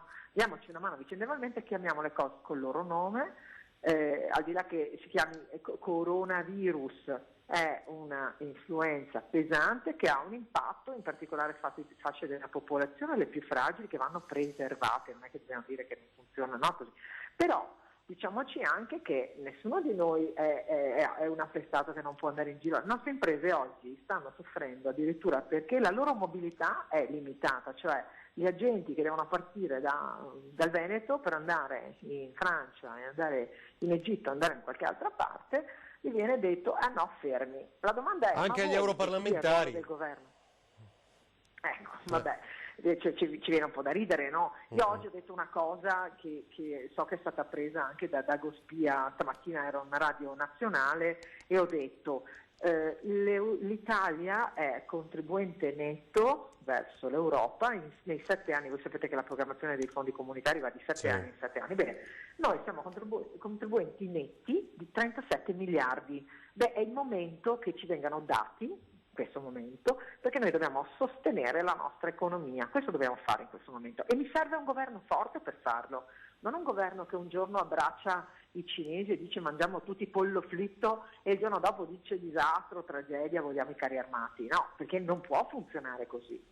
Non può funzionare, è schizofrenico. Allora io dico che dobbiamo rimettere un po' di normalità. Certo, questo è giusto ed è un appello molto importante, anche perché poi anche il linguaggio sta cambiando nelle ultime ore, no? Non si è morti, non ci sono morti da coronavirus, ma con il coronavirus, che è una cosa differente. Sì. Esatto, cioè di persone, ma appunto soprattutto in questi casi molto anziani, affette da altre patologie e che in più avevano anche questa forte influenza. Senta, Assessore, sa che in Spagna parlano di polmonite acuta? Nel nostro paese? Cioè loro raccontano... No, in Spagna. In Spagna. Sì. Come polmonite acuta. Senta, Assessore, diciamo che... Se posso permettermi, così lo dico anche all'assessore regionale Donazzanna, ci sono anche le buone notizie, perché la prima malata in Italia ufficiale, che era una cittadina cinese che era curata allo Spallanzani, è stata dimessa perché è guarita. Esatto. Perché è guarita. Evviva, per cui ci volevano 14 giorni. Quindi. Ci volevano i famosi giorni e oggi il vice ministro alla salute per Paolo Stirelli, l'abbiamo detto all'inizio della nostra diretta anche per appunto stemperare un po' i toni, ha detto guardate che essere positivi al tampone non vuol dire essere malati. Esatto. Anzi, la stragrande maggioranza di quelli risultati positivi non si ammalerà e molto probabilmente quando verrà ripetuto il tampone si negativizzerà. Questa è una cosa cruciale da dire. Nei conteggi, come dicevamo prima, no? Che sarebbero molti di meno se il conteggio fosse appropriato, invece abbiamo esagerato in tutto questo negli ultimi giorni, no? Siamo stati molto zelanti, siamo stati molto precisi anche, perché poi la serenità del nostro sistema sanitario è quello che ci deve rassicurare, che deve rassicurare tutti i cittadini, ma anche il mondo che viene qui. Sappiano, signori, l'ha detto l'altra sera il Presidente Zaia proprio da voi, scusate, se il nostro sistema sanitario è talmente efficiente e capace da avere noi, la popolazione più anziana, cioè vuol dire che viviamo a lunghissimo, e se vengono qui a trapiantarsi, peraltro molto in Veneto, se vengono qui a curarsi malattie oncologiche, pensiamo solo a Padova, ad Aviano, no? Bene, a Milano, ma com'è che tutto d'improvviso non siamo in grado di gestire un'influenza? Perché questo è un'influenza virale di un certo tipo che, scusatemi, andiamo con la memoria pochi mesi fa, vi ricordate che a Natale, tra dicembre e gennaio, ci sono state quelle gran febbri con dissenteria, mal di testa, eccetera. No? Bene, magari qualche persona anziana sarà pure deceduta, magari col nesso a, ma si trattava di un'influenza particolare, molto virale, che ti determinava febbre lunga, stavi a casa. Non era un virus particolare, era un'influenza di un certo tipo, nessuno l'ha indagata, no? Come se fosse chissà che cosa, perché capita, succede ed è un male di stagione. Questa qui invece, che ha una tracciabilità che arriva da Oriente, che l'Organizzazione Mondiale della Sanità aveva allertato l'Europa e pure l'Italia, quelli che si sono messi a dire scusate, magari facciamo qualche controllino a chi viene da fuori, siamo stati noi, e come ricorderete il 4 di febbraio presidente di Veneto, Friuli Venezia Giulia, Lombardia e provincia di Trento, quindi con Zaia in testa, dicono controlliamo chi arriva, perché magari una quarantena di 15 giorni aiuta, o meglio, facciamoli controllare prima che partano, certo, che così vengono qui, come si viene col passaporto. Il passaporto mica te lo danno da un giorno all'altro, giusto? Quando fai viaggi lunghi tu devi avere il passaporto in ordine, come minimo ti ci vuole un mese per averlo. Io avrei chiesto anche, visto che c'era già l'allerta, che coloro che dovevano approcciarsi e venire qui, che avessero tutto in ordine, non solo il passaporto. Assessore, per questo ritorno alla normalità a cui faceva appello anche lei poco fa, diciamo, allora l'ipotesi potrebbe essere o il libera tutti, intanto vi do un'altra notizia, ma insomma ne abbiamo dette tante in questi giorni, si comunica che a causa dell'emergenza epidemiologica da coronavirus la cerimonia di inaugurazione dell'anno giudiziario 2020 del Tribunale Amministrativo Regionale per il Veneto è stata rinviata a sabato 28 marzo, stesse modalità previste del precedente invito, quindi sarà l'inaugurazione dell'anno giudiziario del TAR il 28 marzo. Vabbè, reggeremo all'urto del Tribunale Amministrativo Veneto. Sopravviveremo a questo slittamento. No, vabbè, ce la faremo, diciamo, però che diciamo del Carnevale a Venezia. Quello sì, ma infatti le scuole, allora io so che lei giustamente non vuole su questo scucirsi perché bisogna aspettare ufficialità eccetera. Potrebbe essere... non posso, non è che abbia...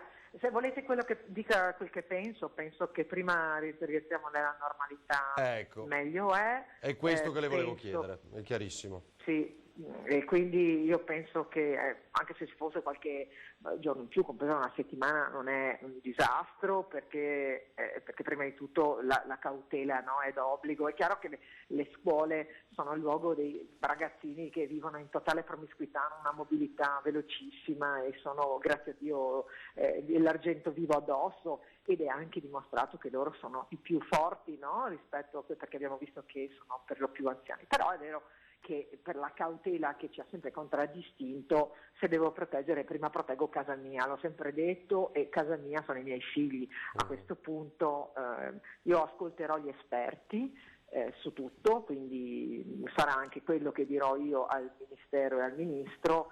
Gli esperti ci diranno in queste ore guardate che secondo noi va fatto così e faremo così, perché un'altra cosa per cui ho fatto appello a me stessa anche nei confronti degli altri è finiamola anche con la disobbedienza civile, no? Cioè, se c'è un'ordinanza può essere scritta bene, meglio, però si rispetta, non si discute, si evita di fare troppa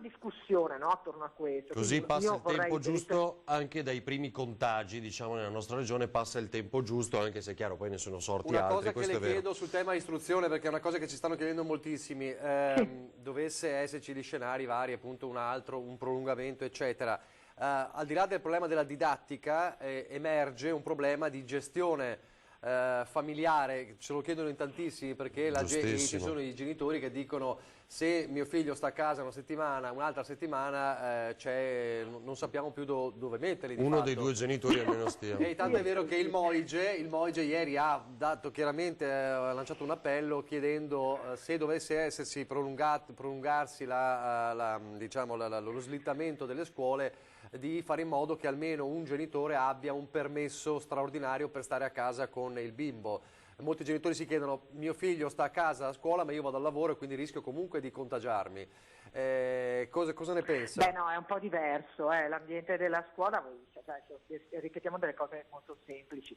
Una classe è una classe, parliamo dalla scuola primaria alla scuola superiore, uno attaccato all'altro, con bambini che si passano le matite che si sono messi in bocca, che starnutiscono, cioè la classe, vi ricordate, no? Quando diciamo tutti all'asilo c'è stato un bambino che ha avuto la varicella e se non l'hai vaccinato e te la prendi tutta la classe, perché i bambini sono così e così sono i ragazzi a tutte le età, no? Cioè una vicinanza anche di classe. Nessun luogo di lavoro è esattamente come una classe, a meno che io non viva nell'altro mondo. Quindi anche quelli che dicono ma io esco e me la prendo, non è che me la prendo, stiamo parlando però che per i ragazzi più giovani, per i bambini, il principio di cautela è sacrosanto, a maggior ragione perché vivono in un ambiente molto stretto, molto promiscuo. Questa è la ragione per cui si è pensato immediatamente di proteggere le classi. Dopodiché è chiaro che crea dei disagi, ma tutto sta creando del disagio. Questa roba qui non la voleva nessuno, è un'emergenza che ci è capitata malamente, gestita più o meno anche a livello nazionale, perché un piano di emergenza io vero non l'ho visto, abbiamo dovuto fare tutto in emergenza, cioè questo è un governo che gestisce l'emergenza con l'emergenza, quando invece andavano tutte cose programmate in maniera un pochino più serena.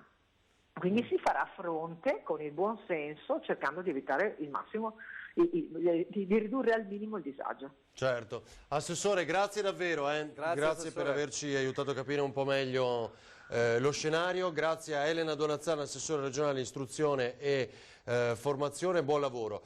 Prima di risentire, io direi anche per uno di quei momenti della giornata che vanno fissati, il governatore Luca Zaia quando è venuto a dare ulteriori aggiornamenti, avevamo il presidente di Bus Italia Andrea Aragona da Padova, quindi vediamo questa intervista che lo faccia riferimento un po' anche alle operazioni di pulizia e sanificazione, vediamo. Il coronavirus sui mezzi pubblici lo state combattendo disinfettando. Esattamente, facevamo già delle pulizie a fine giornata su ogni mezzo, in questi giorni le pulizie sono intensificate sia come numero di addetti, quindi viene fatta una pulizia più profonda e anche più lunga, ma anche con dei prodotti ad esempio a base di cloro che sono molto efficaci in questo tipo di operazioni, quindi nello sterminare i germi. Non ci sono problemi negli approvvigionamenti dei materiali per pulire? Stiamo facendo fatica, come dire, a trovare ad esempio il gel manica di cui abbiamo dotato gli autisti, però in realtà lo stiamo, come dire, bisogna cercarlo un po' di più, ma stiamo riuscendo a trovarlo. Anzi, in questi giorni a bordo degli autobus metteremo anche dei dispenser a disposizione degli utenti che, se possono utilizzarlo a disposizione di tutti, possono pulirsi le mani a bordo del mezzo, quindi insomma per cercare tutti quanti di mettere in pratica quei consigli che ci sono stati dati. Per i lavoratori avete pensato delle procedure, mascherine, lavaggio mani? Esattamente, abbiamo fornito un kit di guanti, il lattice, mascherine da utilizzare solo se si incontrano dei casi sospetti, ecco, quindi come è stato detto le mascherine a persone sane non servono. Se però si incontrano dei casi sospetti, guanti, il lattice, si indossa la mascherina, si fa indossare alla persona che dà i sintomi, si chiamano i numeri anteposti per soccorrere insomma queste persone. Inoltre abbiamo dotato a tutti, appunto, tutto il personale viaggiante di kit dei gel lavamani.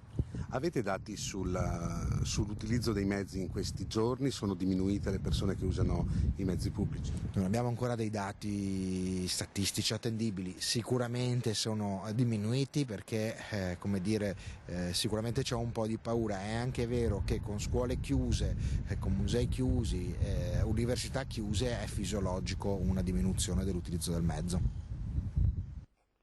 Allora ci chiede la linea Filippo Fois. Filippo, non ti vedo ancora, fra pochissimo lo vedremo. Nel frattempo io vi ricordo che ci sono 7 minori contagiati in Italia, uno di questi è una bimba di 8 anni che fa parte del cluster di Limena, ma come abbiamo ripetuto è asintomatica, quindi questo è un altro elemento importante. Allora Filippo Fois,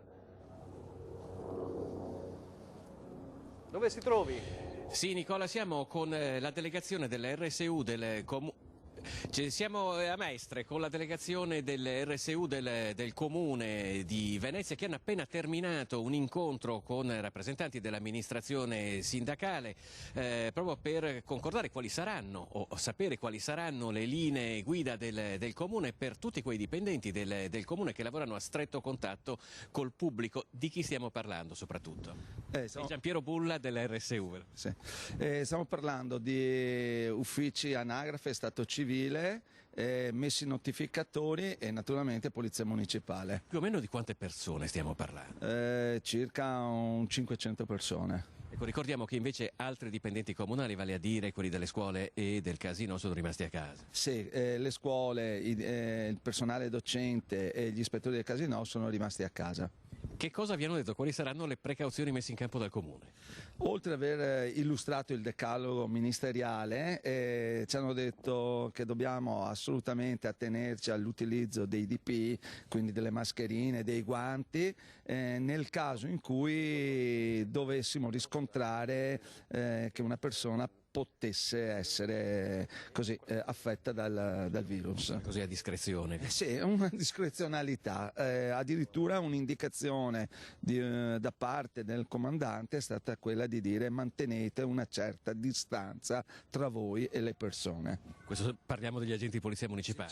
Certo. Sì. Hanno detto quanto? Sì, 1,5 metri. Quindi... 1,5 metri per discutere? Sì, quindi se uno chiede un'informazione dovremmo stare a 1,5 metri. Il problema è anche per i messi notificatori che naturalmente andando di casa in casa per noi risulta alquanto difficile mantenere questa distanza. E bisogna far firmare qualcosa? Certo, bisogna far firmare la notifica. Vi sono arrivate o stanno per arrivarvi le mascherine o comunque non so la mucchina, qualcosa per cui... Allora, l'amministrazione con la responsabile del servizio oggi ci ha detto ma dovreste averla già, ma in realtà dal dire al fare dopo non è proprio così, perché né la polizia municipale né i messi notificatori hanno effettivamente avuto questi ausili. Vi è stato detto quando arriveranno? Allora, sì, dicono che hanno fatto una forma di collaborazione con Veritas e in un paio di giorni dovrebbero riuscire a fornire tutto quanto, mentre per il vero acquisto fatto da parte dell'amministrazione più di 15 giorni. Voi eravate presenti assieme a tutti gli altri sindacati, come siete usciti da questo incontro? Confortati, convinti? No, non, come sempre non ci hanno né confortato e neanche convinto, perché noi avevamo fatto ulteriori richieste tipo lo smart working per quelle persone che magari hanno altre patologie e che hanno necessità di rimanere a casa, oppure... Lavorano a casa col computer, questo per spiegare cosa vuol dire smart working. C'è il telelavoro che è una cosa e lo smart working che è un'altra, però noi avevamo chiesto l'applicazione di entrambi gli istituti. Non è stato per adesso accolto perché non ritenuto ancora strettamente necessario. Va bene, con questo per ora da Mestre è tutto, vi restituiamo la linea. Bene, grazie a Filippo Fois. Allora, facciamo così, allora risentiamo così abbiamo un po' il quadro della situazione con il governatore Luca Zaia. Risentiamo allora il momento in cui Luca Zaia ha dato un po' il quadro generale di quanto accade in Veneto con la nostra Ilaria Marchiori. Risentiamo Zaia e poi al termine di Zaia ci collegheremo con Federico Fusetti. Presidente, la situazione attuale. La situazione attuale rispetto allo scorso bollettino di questa mattina che abbiamo dato sono 71 contagiati, si confermano i focolai, detti anche cluster del Veneto, ovvero Vo Euganeo che è stato la prima realtà con i 2 contagiati iniziali, e poi abbiamo ovviamente il cluster di Venezia, il cluster di Mestre, l'altro focolaio di Limena e poi Treviso e poi ovviamente per finire Mira Dolo. Quindi 71 contagiati più 13 e questi però, va detto, sono gli esiti di tamponi fatti sui contatti dei primi contagiati. C'è anche da dire che la gran parte di questi contagiati non sono sintomatici, non sono ricoverati, ma stanno semplicemente a casa come qualsiasi influenza.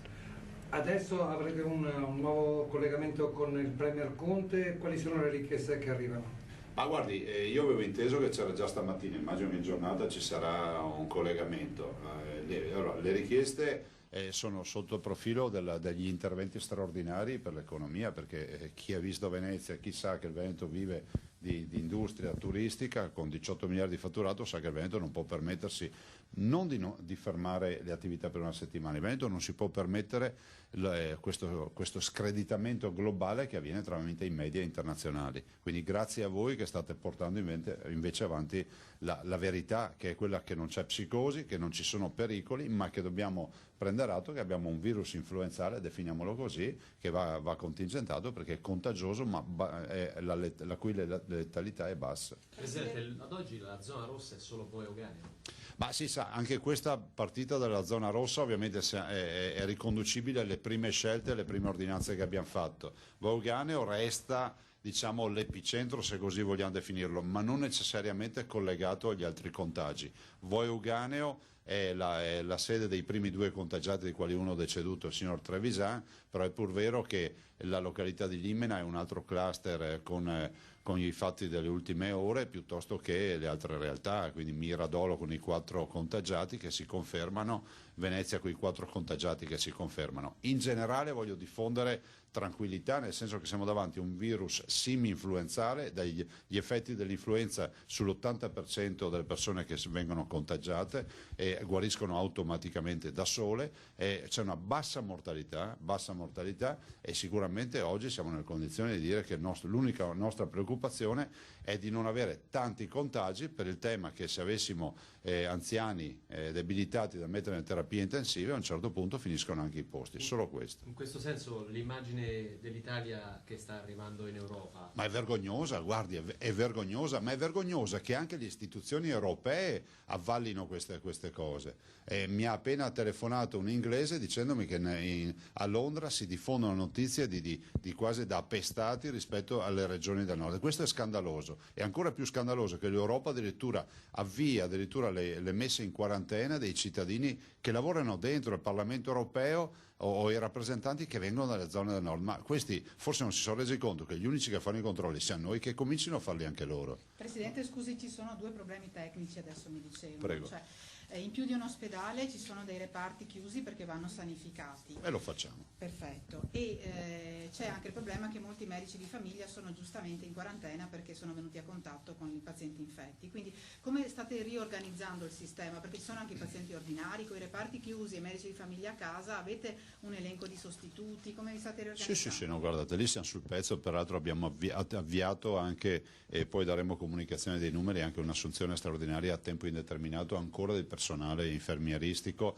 premesso che noi in questi 10 anni abbiamo aumentato il personale infermieristico e anche gli operatori sociosanitari. Per quanto riguarda i medici che sono in isolamento volontario, se non ricordo male sono al di sotto di una decina, dai dati che abbiamo noi, 8 sono.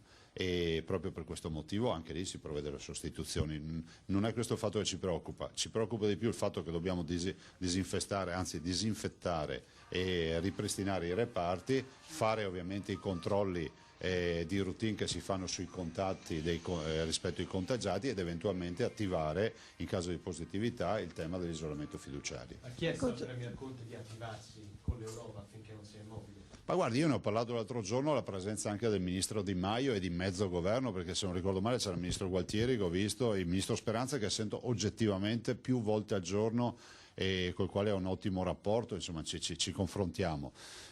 Io ho chiesto reciprocità, perché noi abbiamo il problema di chi entra da noi, perché non dimentichiamoci che bisogna verificare anche quelli che arrivano da noi se vengono da zone dove si fanno i controlli, però è pur vero che non possiamo non pretendere dei partner europei, quindi adesso parlo di Europa, è un tema di reciprocità, non esiste che si leggono cose e procedure che metti in piedi il Parlamento europeo, le autorità di Bruxelles e poi vai a vedere rispetto a quello che fanno per la loro comunità è praticamente zero.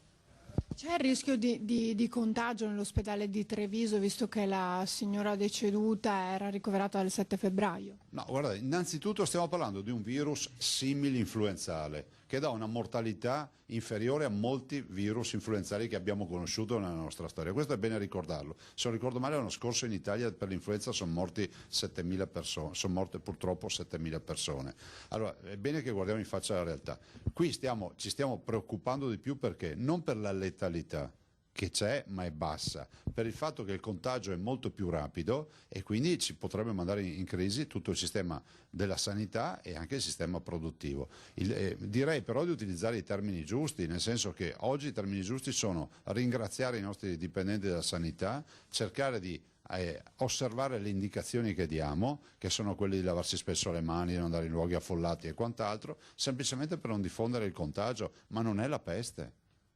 Due domande. Tamponi, state pensando di cambiare i criteri? Noi non dobbiamo cambiare i criteri, nel senso che i criteri sono quelli dell'Istituto Superiore della Sanità. Vi annuncio già che il tema dei tamponi è un tema che è in elaborazione, ci sono già le prime indicazioni ufficiali dell'Istituto Superiore della Sanità che io condivido, perché l'avete visto da soli, i tamponi noi ne abbiamo fatti 4.000, c'è un paese intero come la Francia, penso ne abbiamo fatti 700-800, una roba del genere. Questo dà una dimensione, chi cerca trova, chi non cerca non trova, il che non vuol dire essere degli irresponsabili, però le linee guida anche OMS ci dicono che il tampone va fatto al cittadino sintomatico, oppure ai contatti nel momento in cui c'è la persona con la malattia, punto.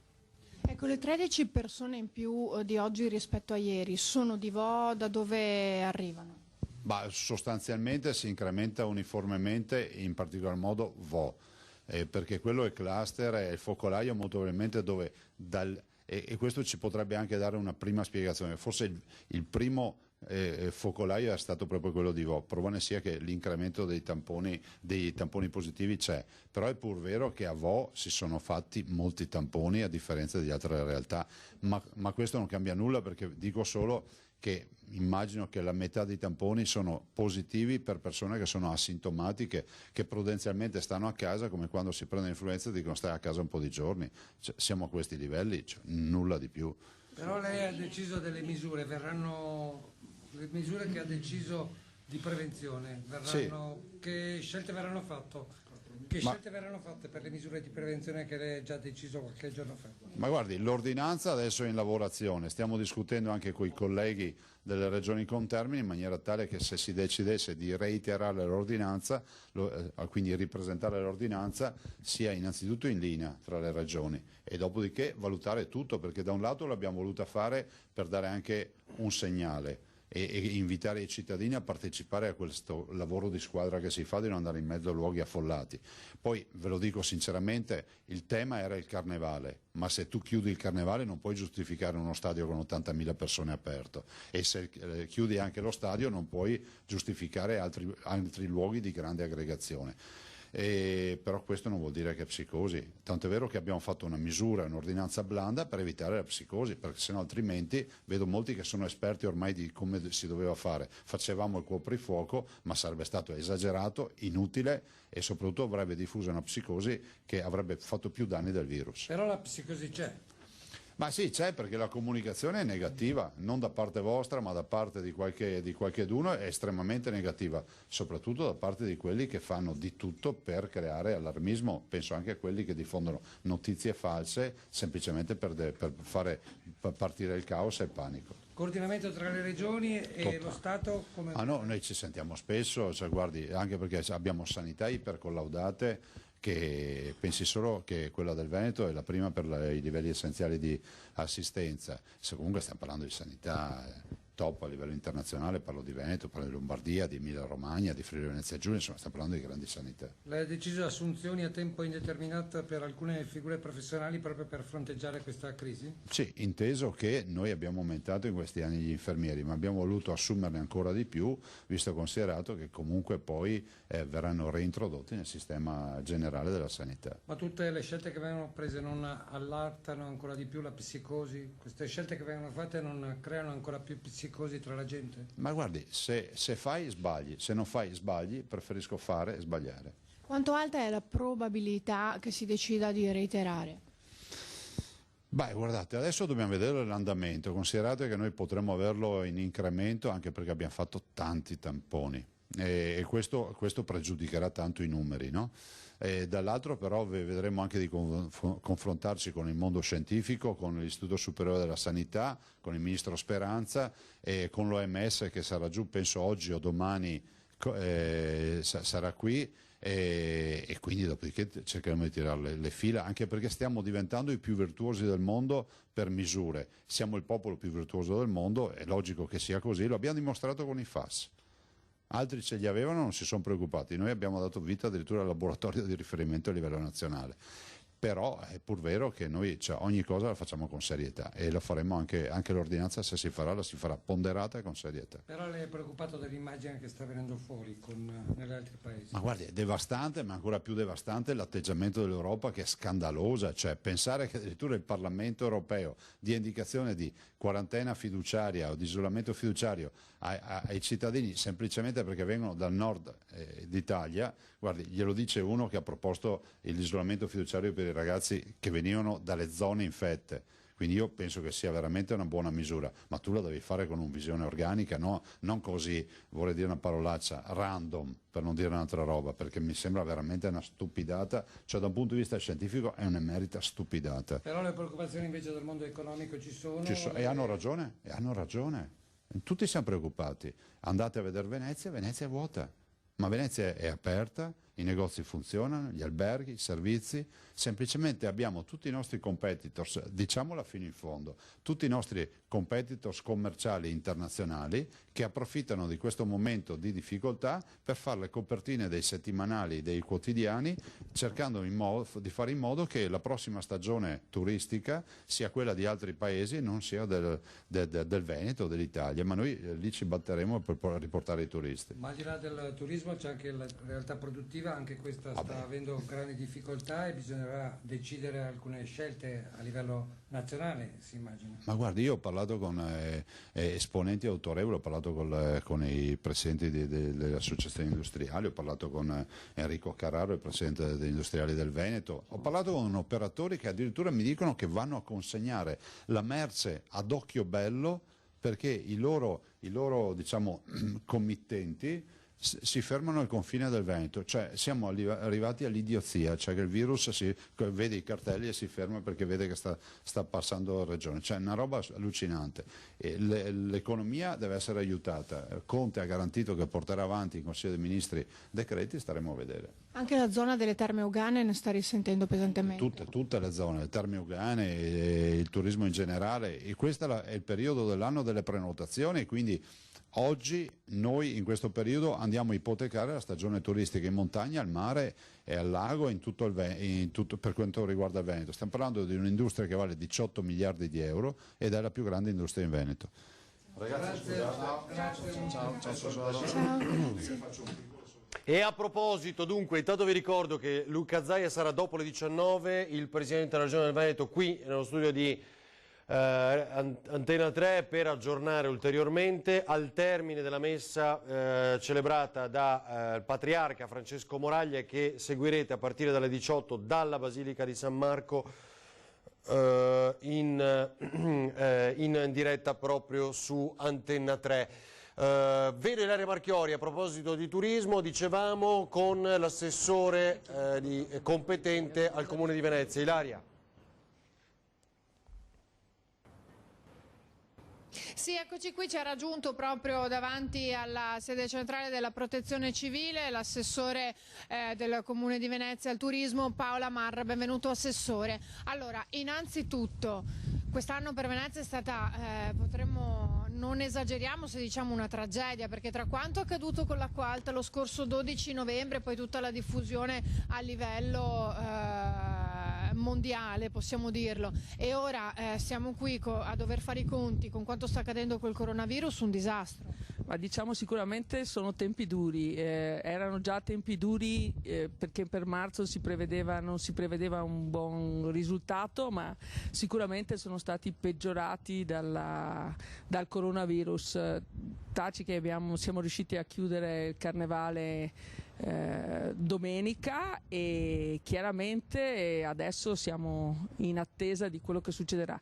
C'è uno stato sicuramente di un po' di, come si dice, abbattimento da parte degli albergatori e degli operatori di settore, ma l'abbiamo già detto ieri in giunta, la nostra preoccupazione è sicuramente la sicurezza dei nostri cittadini, ma anche i problemi all'economia che si creeranno. Abbiamo chiesto una cassa di integrazione in deroga per quei settori che non ce l'hanno, e sicuramente come si dice, non i feedback, sì, i feedback saranno dal punto di vista economico, e la situazione non era proprio delle migliori già in partenza, quindi stiamo a vedere e vediamo cosa succede. Il danno del comparto del turismo, l'ha detto l'altro giorno l'assessore Caner, è di 8 miliardi di euro per una regione come il Veneto, e non è colpita solo Venezia, sono colpite anche tutte le altre località. È chiaro che Venezia come traino ha anch'essa sicuramente delle condizioni disagiate e accentuate dall'episodio dell'acqua alta.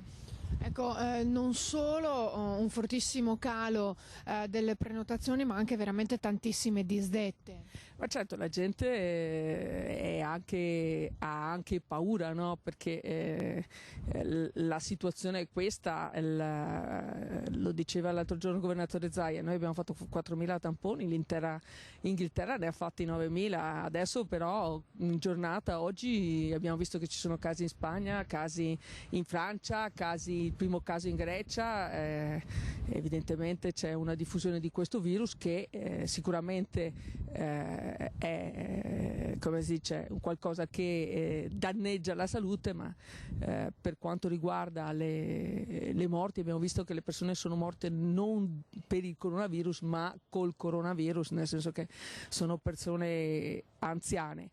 È chiaro che tutto ciò mette psicosi e mette paura. Noi dobbiamo affrontare le cose in maniera corretta, d'accordo con il governo, il ministro della salute Speranza e il nostro governatore Luca Zaia, non farsi cogliere da psicosi, ma cercare, come abbiamo fatto effettivamente, di sanificare quelli che sono tutti i mezzi pubblici e di prendere tutte le direttive per far sì che di far tutelare la salute dei nostri cittadini. In tal senso il Comune di Venezia non si sta facendo trovare impreparato? No, assolutamente, abbiamo detto, abbiamo già sanificato e sanifichiamo ogni giorno tutti i mezzi pubblici per far sì che dove c'è un'aggregazione ci sia disinfestazione, e poi ci sia anche delle raccomandazioni ai cittadini di non recarsi nei luoghi affollati. Abbiamo chiuso le scuole, come da indicazione del governatore abbiamo adempiuto a quelle che erano le indicazioni del Ministero e del governatore, credo facendoci anche parte attiva nel far sì che di aumentare anche quella che è la sicurezza e la salute dei nostri cittadini. Ecco, Assessore, noi sappiamo che è una situazione in continua evoluzione, non abbiamo c'è una situazione che cambia, per cui nessuno sa che cosa accadrà a partire dal 2 marzo, però naturalmente anche il Comune si sta muovendo, ci sono vari incontri, insomma vi state attrezzando. Quali saranno i prossimi passi? Ma guardi, i nostri prossimi passi sono in dipendenza a quello che deciderà il Ministero. Oggi, se non erro, c'è una riunione, stanno approntando un decreto economico per far fronte all'emergenza, che è primaria dal punto di vista del turismo, come abbiamo detto prima, e dopo sarà un'emergenza che chiaramente si ripercuoterà su tutto il resto della filiera economica. La nostra preoccupazione è anche questa.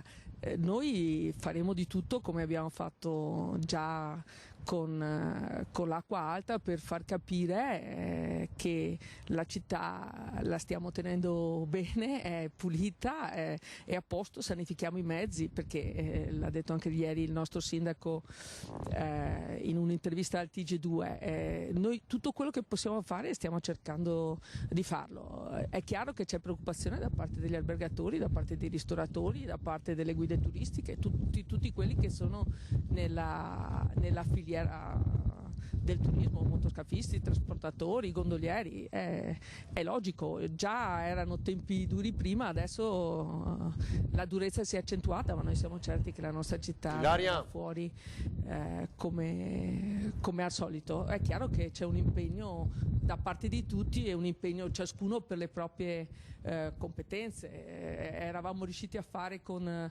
TripAdvisor della pubblicità gratuita, fornita per superare regalata da loro tra l'altro. Uscivamo da incontri con l'UNESCO, con la stampa estera, avevamo l'appoggio di TripAdvisor e avevamo innescato di nuovo praticamente usciti, avevamo delle buone speranze per aprile, per Pasqua. Adesso siamo in attesa.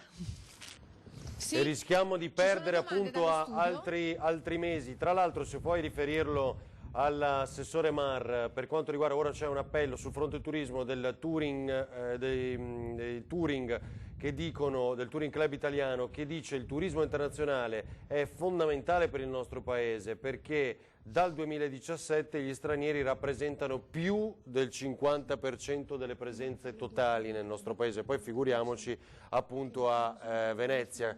E ora sarà difficile recuperare questo danno d'immagine, no?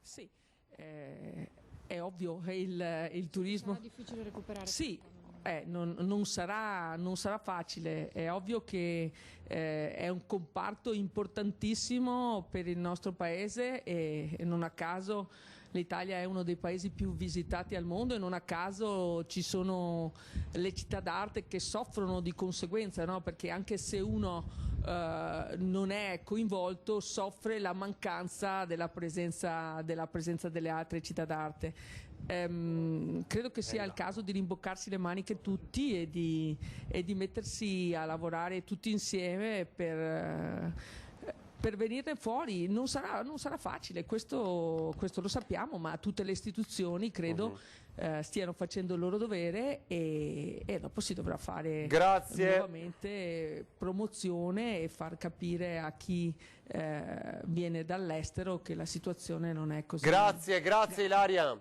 Grazie davvero a Paola Mar, all'assessore al turismo del Comune di Venezia. Ilaria, torniamo da te alla sede della Protezione Civile di Marghera tra pochissimo. È arrivato anche un altro assessore regionale, sapete, cercano di dialogare con fonti ufficiali sempre, noi cerchiamo di dialogare, di riportarvi messaggi da parte delle fonti ufficiali sempre in queste ore, quindi è qui con noi anche l'assessore alla cultura del Veneto, Cristiano Corazzari, che faremo accomodare tra poco. Però è pronto Federico Fusetti, colgo l'occasione per farvi vedere anche un'altra comunicazione ufficiale di poco fa del comune di San Giorgio in Bosco. Federico, sei collegato? Sì, eccomi qui. Ciao, che aggiornamento hai?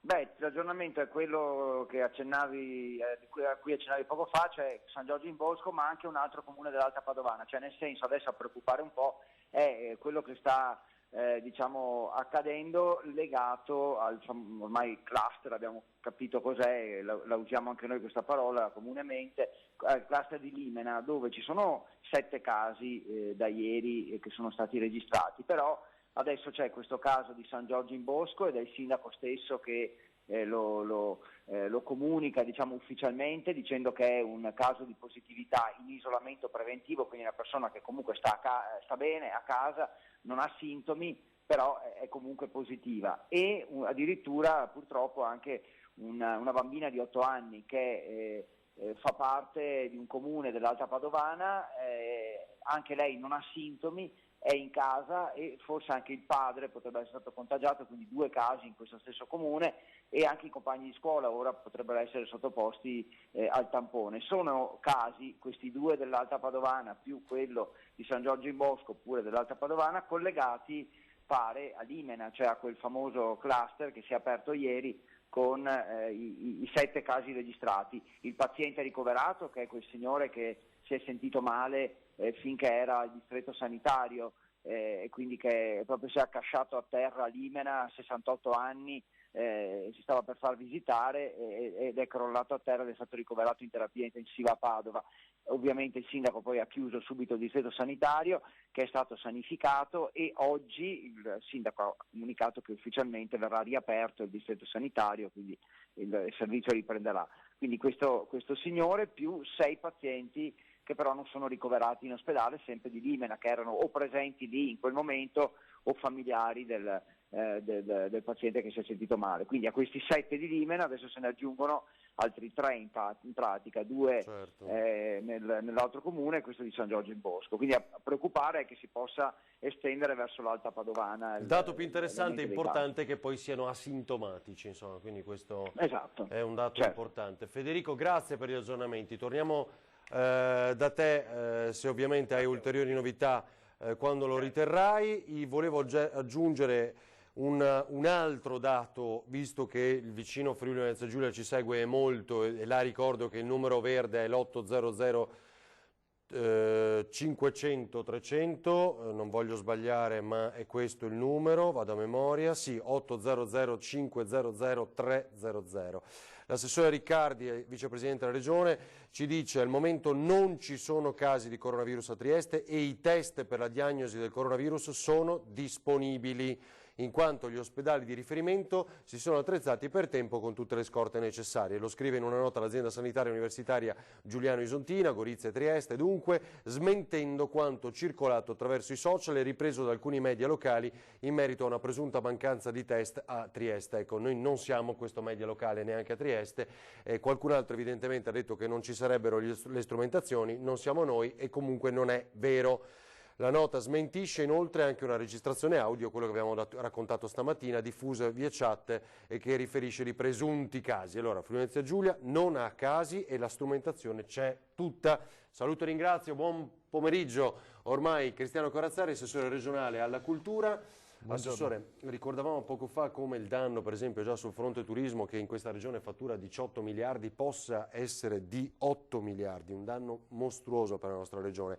Abbiamo ascoltato anche adesso l'assessore del turismo del Comune di Venezia, Paola Mar, sul fronte della cultura, perché noi siamo cultura, noi. Assolutamente, dobbiamo ricordare che c'è una parte rilevante di turismo legato al nostro patrimonio culturale, alle nostre biblioteche, alle nostre istituzioni culturali, ai nostri musei, le tante manifestazioni ed eventi culturali che ci sono nella nostra regione. Queste realtà in questo momento stanno sicuramente soffrendo perché la prima ordinanza che è stata emanata pone la chiusura dei luoghi museali, delle manifestazioni di carattere culturale, quindi i teatri, tutto quello che riguarda lo spettacolo dal vivo. E per noi questo significa un intero comparto che ha anche un importante rilievo in termini di indotto che viene messo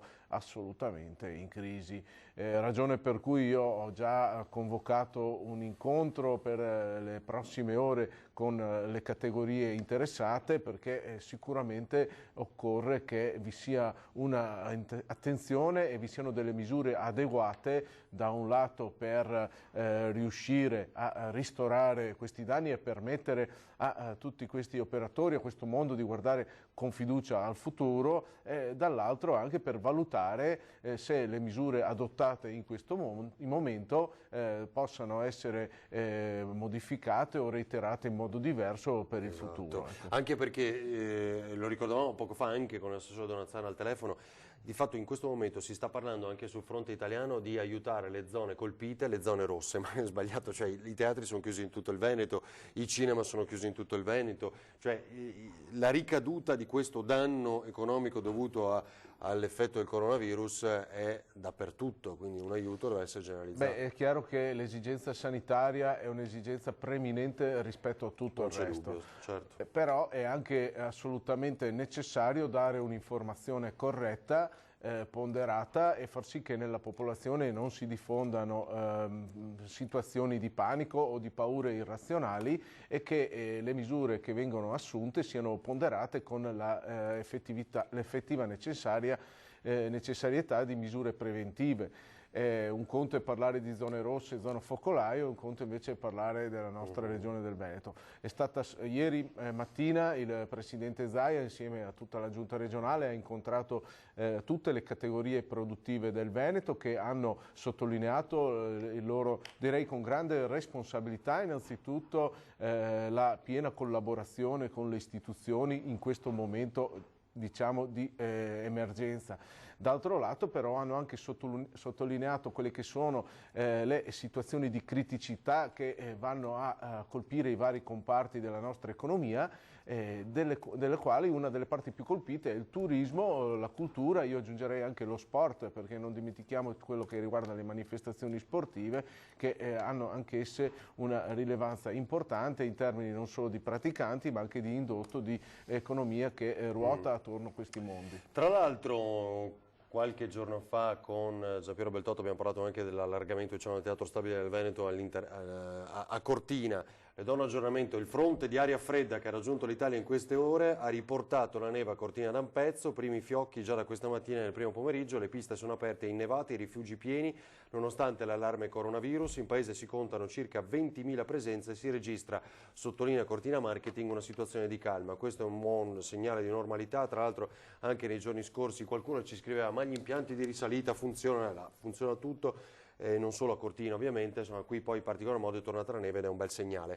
Bisogna dare anche dei messaggi positivi, perché un momento come questo, che è un momento di attenzione di carattere sanitario in cui ci vengono imposte delle norme che sono norme precauzionali, non deve però trasformarsi in una catastrofe economica dalla quale impiegheremmo molto più tempo a risollevarci rispetto invece a risolvere una situazione di carattere sanitario. Quindi il messaggio da dare è sempre quello di utilizzare l'applicazione di quelle che sono le indicazioni contenute nelle ordinanze con il buon senso e avendo sicuramente un'interpretazione che sia tale da poter far continuare la vita di tutti i giorni, l'economia, il lavoro.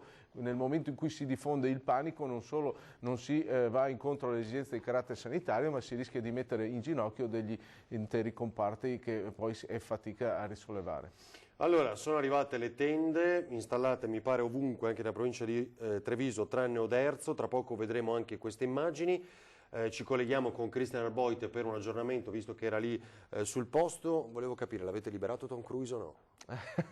Beh, Tom Cruise sicuramente ricorderà questa sua trasferta a Venezia, penso, per tutta la vita. Abbiamo l'articolo, eccolo qua, grazie ragazzi, l'abbiamo raccontato anche noi in questi giorni. Era, mi pare, appunto fermo in albergo proprio perché le riprese erano vietate, perché anche quello avrebbe implicato, diciamo, un certo numero di persone in uno stesso luogo e quindi Mission Impossible sospesa. Però anche... questo è anche un segnale, devo dire, dell'importanza che sta assumendo sempre maggiore il ruolo delle produzioni cinematografiche non solo a Venezia ma nel Veneto. Su questo abbiamo investito molto nel corso degli anni, istituendo una film commission, andando a dedicare dei fondi per il settore cinematografico per venire a realizzare in Veneto film fiction con maestranze venete, utilizzando attori veneti, valorizzando i luoghi, i paesaggi veneti, e vediamo un ritorno importante perché le più grandi produzioni del mondo vengono a Venezia e vengono in Veneto. Grazie Assessore, adesso sottolineeremo altre cose. Vi faccio vedere una prima immagine, questa è sempre delle tende che ormai sono montate anche all'ospedale, se non ricordo male questo è il Cafoncello a Treviso, nel video di Christian Arboit che ci mostra queste chiamate come un sacchetto, diceva l'altra sera il governatore Luca Zaia, perché se anche arrivasse il diluvio, voglio dire, non certo entra l'acqua da sotto, sono tende riscaldate, tende protette, che sono quel pre-triage eventuale come deciso dal piano di protezione civile nel momento in cui dovessero arrivare più persone che lamentano un'ipotesi di forte influenza legata al coronavirus. Allora lì viene effettuato il primo controllo perché non siano vicino ad altri pazienti magari ricoverati per altre esigenze nei pronto soccorsi prima del ricovero vero e proprio, insomma, o delle dimissioni. Vediamo chi c'è. Christian, pronto Christian? Sì, Ferdinando. Ecco qua. Buonasera. Allora, dici un po', quindi tu hai documentato l'arrivo delle tende anche negli ospedali della Marca. Sì, assolutamente, e ti aggiorno in tempo reale. Proprio in questo momento i lavori sono stati ultimati, quindi il campo qui al Cafoncello a Treviso è pronto per l'uso. In questo momento però è stato chiuso proprio con il lucchetto, perché è a disposizione, è funzionante, forse lo vedete anche dalle immagini perché ci hanno permesso di entrare sia i volontari della Protezione Civile ANA che gli operatori del SUEM. Sono 2 tende, in una tenda è allestito un ambulatorio cablato, quindi con lettino e tutti i dispositivi occorrenti, cablato con linea telefonica, con linea internet, e invece nell'altra tenda c'è la possibilità di tenere dei pazienti, quindi una tenda per eventuali degenze. A coordinare i lavori il coordinatore della Protezione Civile dell'ANA di Treviso e il coordinatore del SUEM 118 Walter Pietrangelo, che mi ha illustrato appunto le operazioni. È stato molto gentile e disponibile. Sono strutture modulari, sono tende modulari, quindi nell'occorrenza possono essere anche ampliate con nuovi ambulatori e altri posti letto. Diciamo che al momento questo è il modulo minimo a disposizione della direzione medica qualora vi sarà la necessità. Ovviamente c'è stupore tra le persone che stanno entrando e uscendo dall'ospedale, perché appunto lo scenario è un po' surreale, però prevale anche un certo ottimismo per certi versi. Pazienti che sono stati all'interno dell'ospedale a visitare parenti o per visite sono stati muniti di mascherina, quindi non c'è nessuna psicosi particolare. Quello che c'è da registrare è che il pronto soccorso, in questo caso il Cafoncello, non è preso d'assalto. Sono prese d'assalto le linee telefoniche, quindi tanta gente chiama, c'è stato un exploit Abbiamo parlato anche oggi dei numeri degli accessi, il numero degli accessi in calo, quindi anche un comportamento diligente da parte dei veneti che hanno compreso di non dover andare lì a prendere d'assalto. Cristian, ti devo salutare, grazie, torniamo da te se hai degli aggiornamenti. Grazie a Cristian Arboit, abbiamo visto le tue immagini, continuiamo pure a vederle anche, però con l'assessore Corazzari, e ne approfittiamo appunto della sua presenza, oltre che cultura anche sport, le pongo un tema di cui discutevamo anche ieri con il governatore Zaia, che è importante. Per esempio ci segnalano dei cittadini che alcuni bar, alcuni locali continuano a fare promozione delle partite che vengono trasmesse all'interno del locale, sono a porte chiuse, lo sappiamo, quindi non si può andare allo stadio, ma le fanno vedere i locali, quindi con il risultato che potrebbero portare lì molte persone comunque all'interno dei locali. Su questo aveva valutato, aveva avuto segnalazione anche lei? Ma guardi, bisogna... Sta sempre al buon senso, no? Come stiamo dicendo in questi giorni. È chiaro, bisogna fare una valutazione. Si è presa la scelta di chiudere quelle manifestazioni sportive che comportano grandi assemblamenti di un pubblico indistinto, che hanno una capacità attrattiva molto ampia. La partita della Juventus va gente dal Veneto alla Calabria e quindi è stata sospesa.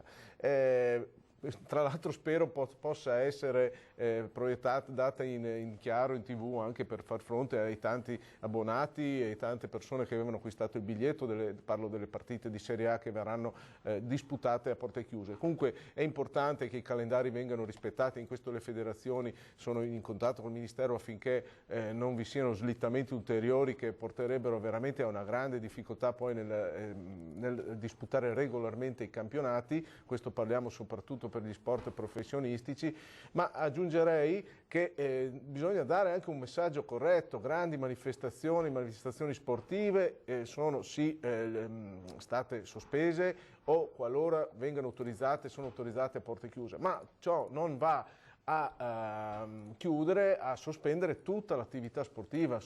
È prevista la possibilità di andare nelle palestre, è prevista la possibilità per le società e le associazioni sportive di effettuare regolarmente la loro attività e quindi gli allenamenti e quindi i vari corsi che sono tenuti. Quindi c'è tutto un mondo dell'associazionismo, del volontariato legato allo sport e dello sport minore che può continuare ad esercitare la propria attività avendo sempre cura di rispettare quelle regole, quelle norme comportamentali di prevenzione che sono le norme prescritte che diciamo a tutti i cittadini, ovvero abbiate attenzione nel contatto con le altre persone, il lavaggio delle mani, il fatto di evitare luoghi troppo piccoli e saturi. Ecco, queste però sono norme di buon senso e di prevenzione che sono valide per tutte le attività e sono valide per tutti i cittadini. Questo non deve portare al blocco e alla chiusura di tutte le attività perché diversamente otterremo un effetto veramente deleterio a catena su un comparto, un mondo che invece è importantissimo. Quindi è stato importante specificare che sì, le grandi manifestazioni sono state sospese, se vengono realizzate sono realizzate a porte chiuse, penso ad esempio alle prossime gare di Coppa del Mondo di sci che hanno una valenza turistica quelle sono preservate, enorme, no? È un fenomeno che dobbiamo chiarire, che vengano realizzate magari qualora l'ordinanza sia prorogata, vedremo se sarà prorogata, di poterle realizzare a porte chiuse perché la copertura televisiva è già di per sé sufficiente a garantire lo svolgimento regolare. Che non sia necessario, certo. Sarebbe una perdita di carattere turistico gravissimo per le nostre montagne, per Cortina, anche in vista dei prossimi grandi eventi che abbiamo in calendario, pensiamo ai mondiali 2021 e soprattutto alle prossime Olimpiadi. Ecco, quindi per noi è fondamentale che le persone continuino a svolgere la loro vita quotidiana seguendo le norme di cautela che sono state indicate dal Ministero della Salute e dal Presidente Zaia e che sono state ben specificate. Ciò non significa però che essere in una condizione di vita sospesa. La vita va avanti e anzi dobbiamo essere tutti noi anche a diffondere un messaggio corretto, preciso, razionale per far sì che questa situazione di attenzione sanitaria non si trasformi in una catastrofe economica e sociale, perché altrimenti rischia veramente di avere un effetto domino. Il fatto oggi noi siamo gli unici a poter entrare all'interno della Basilica di San Marco, che è una cosa molto forte, no? Eccolo qua, grazie ai ragazzi della regia, ci mostrano le immagini all'interno della Basilica di San Marco a Venezia, dove appunto alle 18, quindi fra un'ora e mezza, noi trasmetteremo con il nostro Paolo Bottero che coordina come sempre tutto dal profilo tecnico, garantirà questa diretta della messa. Assessore, noi siamo oggi gli unici in grado, no, ma lasciamo pure queste immagini ragazzi dell'interno della Basilica di San Marco che è chiusa, ve lo ricordo ancora una volta, e trasmetteremo in diretta le immagini della messa, trasmetteremo in diretta la messa celebrata dal Patriarca Francesco Moraglia, la messa delle ceneri, e questa sera appunto saranno davvero in pochi lì all'interno, così come da ordinanza del Ministro Speranza firmata col Governatore Luca Zaia. Questa messa alle 18 sarà in diretta su Antena 3 e Rete Veneta. Oggi un posto, vi chiedo solo qualche istante di far vedere il computer, è lo stesso Luca Zaia che ha annunciato ulteriormente oggi questo evento, ai mercoledì alle ceneri, e stante l'emergenza coronavirus che ha portato alla sospensione delle Sante Messe e degli altri riti, verranno trasmesse in diretta TV Antena 3, canale 13, Rete Veneta, canale 18 e sulle pagine Facebook di Gente Veneta. Mercoledì 26 poi va avanti, insomma, e c'è anche domenica 1 marzo, vedete, alle ore 11 dalla Basilica della Salute a Venezia con preghiera di affidamento alla Madonna, e anche quella messa, torniamo pure con le immagini, sarà sempre in diretta su Antena 3, quindi anche quella di domenica prossima. Oggi alle 18, ripeto, tra un'ora e mezza, appunto ci collegheremo con queste immagini che state vedendo in anteprima, e ci sarà il Patriarca Francesco Moraglia a celebrare la messa delle ceneri. Quindi sì, proprio per arrivare a più fedeli possibile, Assessore, perché lì non ci si può entrare, no? Sì, va fatto un ringraziamento anche al Patriarca per grande sensibilità che ha dimostrato e lo spirito di collaborazione, e in questo anche il Presidente Zaia lo ha ricordato. come mai si è arrivati a un provvedimento di limitazione dell'accesso alle chiese? Non era, la valutazione è stata fatta anche in base alla tipologia di persone che frequentano le nostre chiese, e spesso si tratta di persone anziane che sono quella fascia di popolazione maggiormente soggetta ai rischi di questa patologia. È ragione per cui si è fatta questa scelta, che sicuramente è una scelta che è stata ponderata razionalmente e anche lungamente, ma che riteniamo sia assolutamente di tutela e di cautela nei confronti dei nostri anziani. Vedo che ora è uscita la notizia che abbiamo dato almeno un'ora fa, che era quella della quarantena che Bruxelles impone agli europarlamentari che arrivino dalle regioni, neanche dalle zone rosse, dalle regioni colpite, o meglio in cui si è manifestato il coronavirus.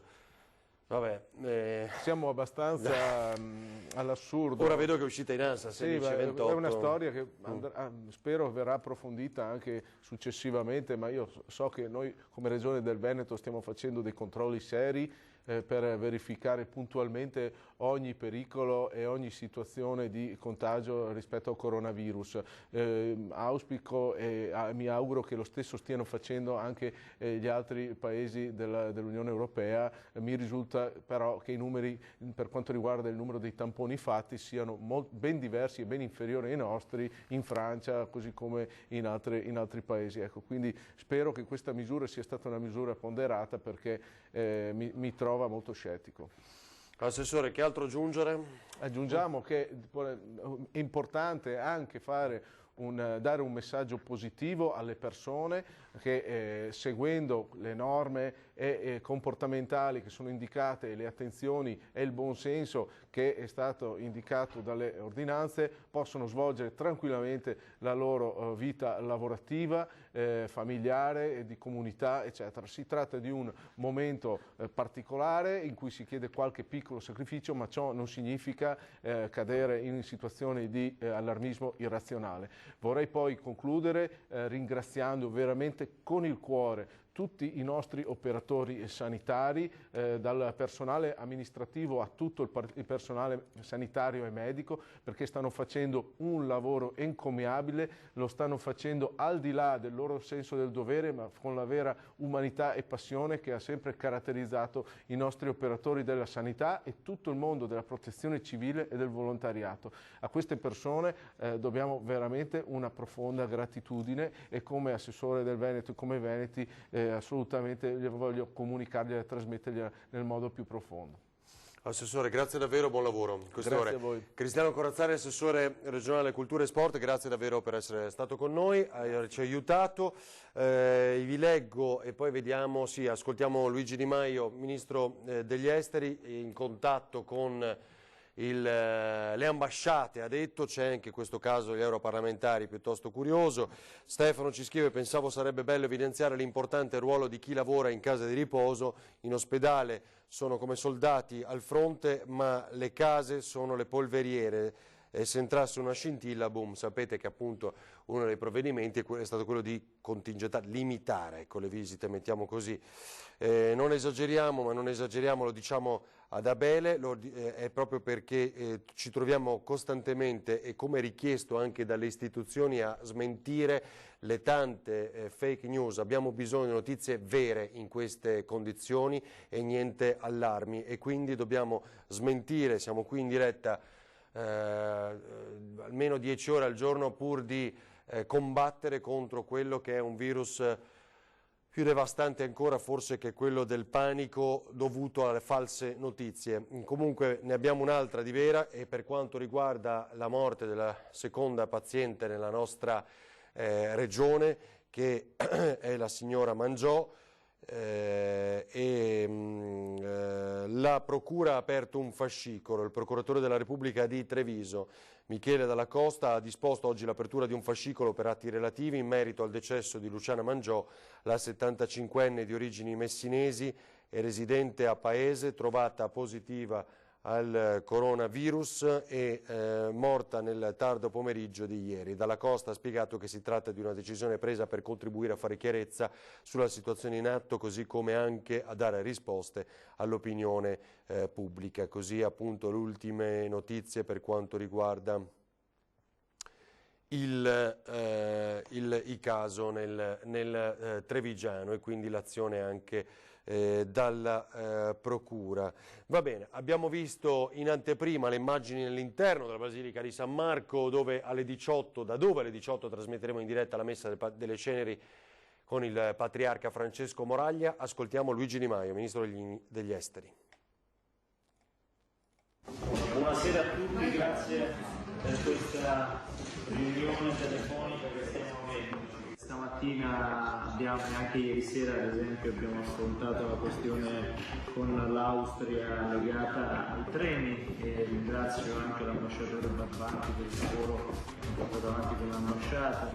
Nella stragrande maggioranza delle regioni italiane stiamo mandando i nostri figli a scuola. E dove in una regione mandiamo i nostri figli a scuola e teniamo le scuole aperte, stiamo dando il messaggio che in quelle regioni, a parte iniziative private che annullano degli eventi, lo Stato non vede rischi. Racconto questo a voi perché noi ci siamo un po' confrontati qui alla Farnesina e la cosa che vorremmo fare e comunicare prima di tutto a tutti i governi, prima di tutto quelli confinanti, è che vogliamo improntare questo momento difficilissimo che sta vivendo l'Italia alla massima trasparenza, in modo tale che voi possiate avere dalla Farnesina, in collaborazione ovviamente con la Protezione Civile, le informazioni giorno per giorno. Abbiamo visto che quando comincia a serpeggiare il dubbio della poca trasparenza, ogni informazione non è più credibile. Noi chiediamo, anche per i rapporti di amicizia che abbiamo con questi stati, è di non procedere in ordine sparso. Torniamo adesso sul fronte delle imprese e del commercio. Sentiamo Bertin da Padova, il presidente di Commercianti. Emergenza coronavirus, come la stanno affrontando i commercianti? Beh, la stiamo affrontando in maniera un po' drammatica perché le città si sono svuotate, perché il sistema ha dato dei segnali un po' preoccupanti. Io dico che nel rispetto della sanità, per carità di Dio, e della salute della gente, però adoperando certe regole e non creando panico si può vivere tranquillamente.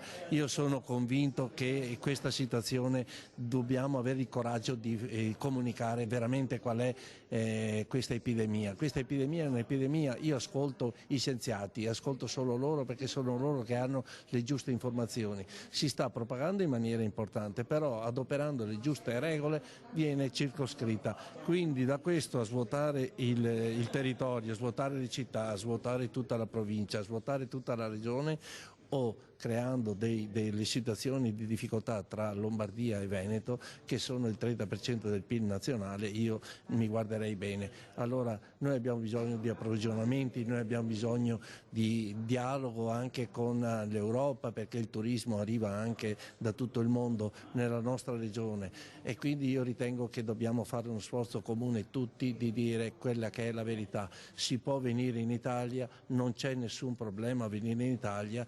Adesso, appena passato questo tipo di allarme, io penso che ritorneremo velocemente a una vita normale. Bisogna dirlo anche a quelli che telefonano per disdire sui nostri alberghi e dire qual è veramente lo stato di fatto. Allora, dunque, mi dicono, possiamo collegarci credo con Fois, che è con Franceschi, presidente di Confesercenti Veneto. Franceschi, per Confesercenti, quindi continueremo a seguire ancora l'aspetto economico, come vedete, quello che adesso preoccupa moltissimo. Vi leggo una notizia: restano confermate, l'abbiamo appena detto con l'assessore Corazzari, regionale alla cultura.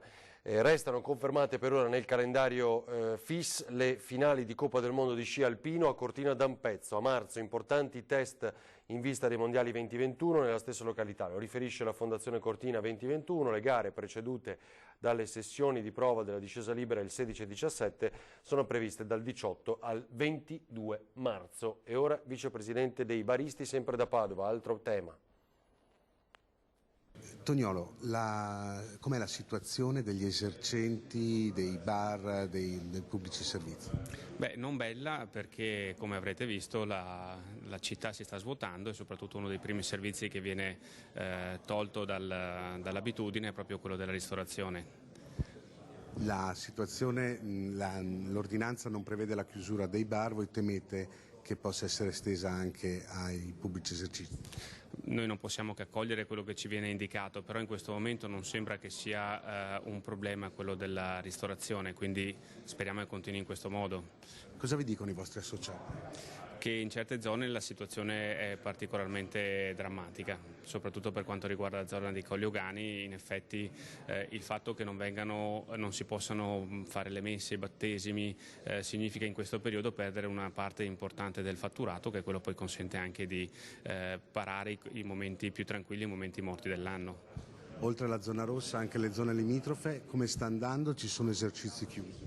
Ci sono esercizi chiusi, soprattutto quelli che vengono gestiti dai cinesi, e anche gli altri esercizi però non se la passano bene. Diciamo che un buon 70% in alcune strutture di diminuzione del fatturato c'è tutto. Parliamo sempre della zona dei Colli. Non solo della zona dei Colli, anche qui a Padova abbiamo visto una certa ripercussione importante per quanto riguarda le attività di ristorazione, e anche solo qui affacciandoci alla finestra qui in centro vediamo che la città è deserta, sembra di essere a Ferragosto.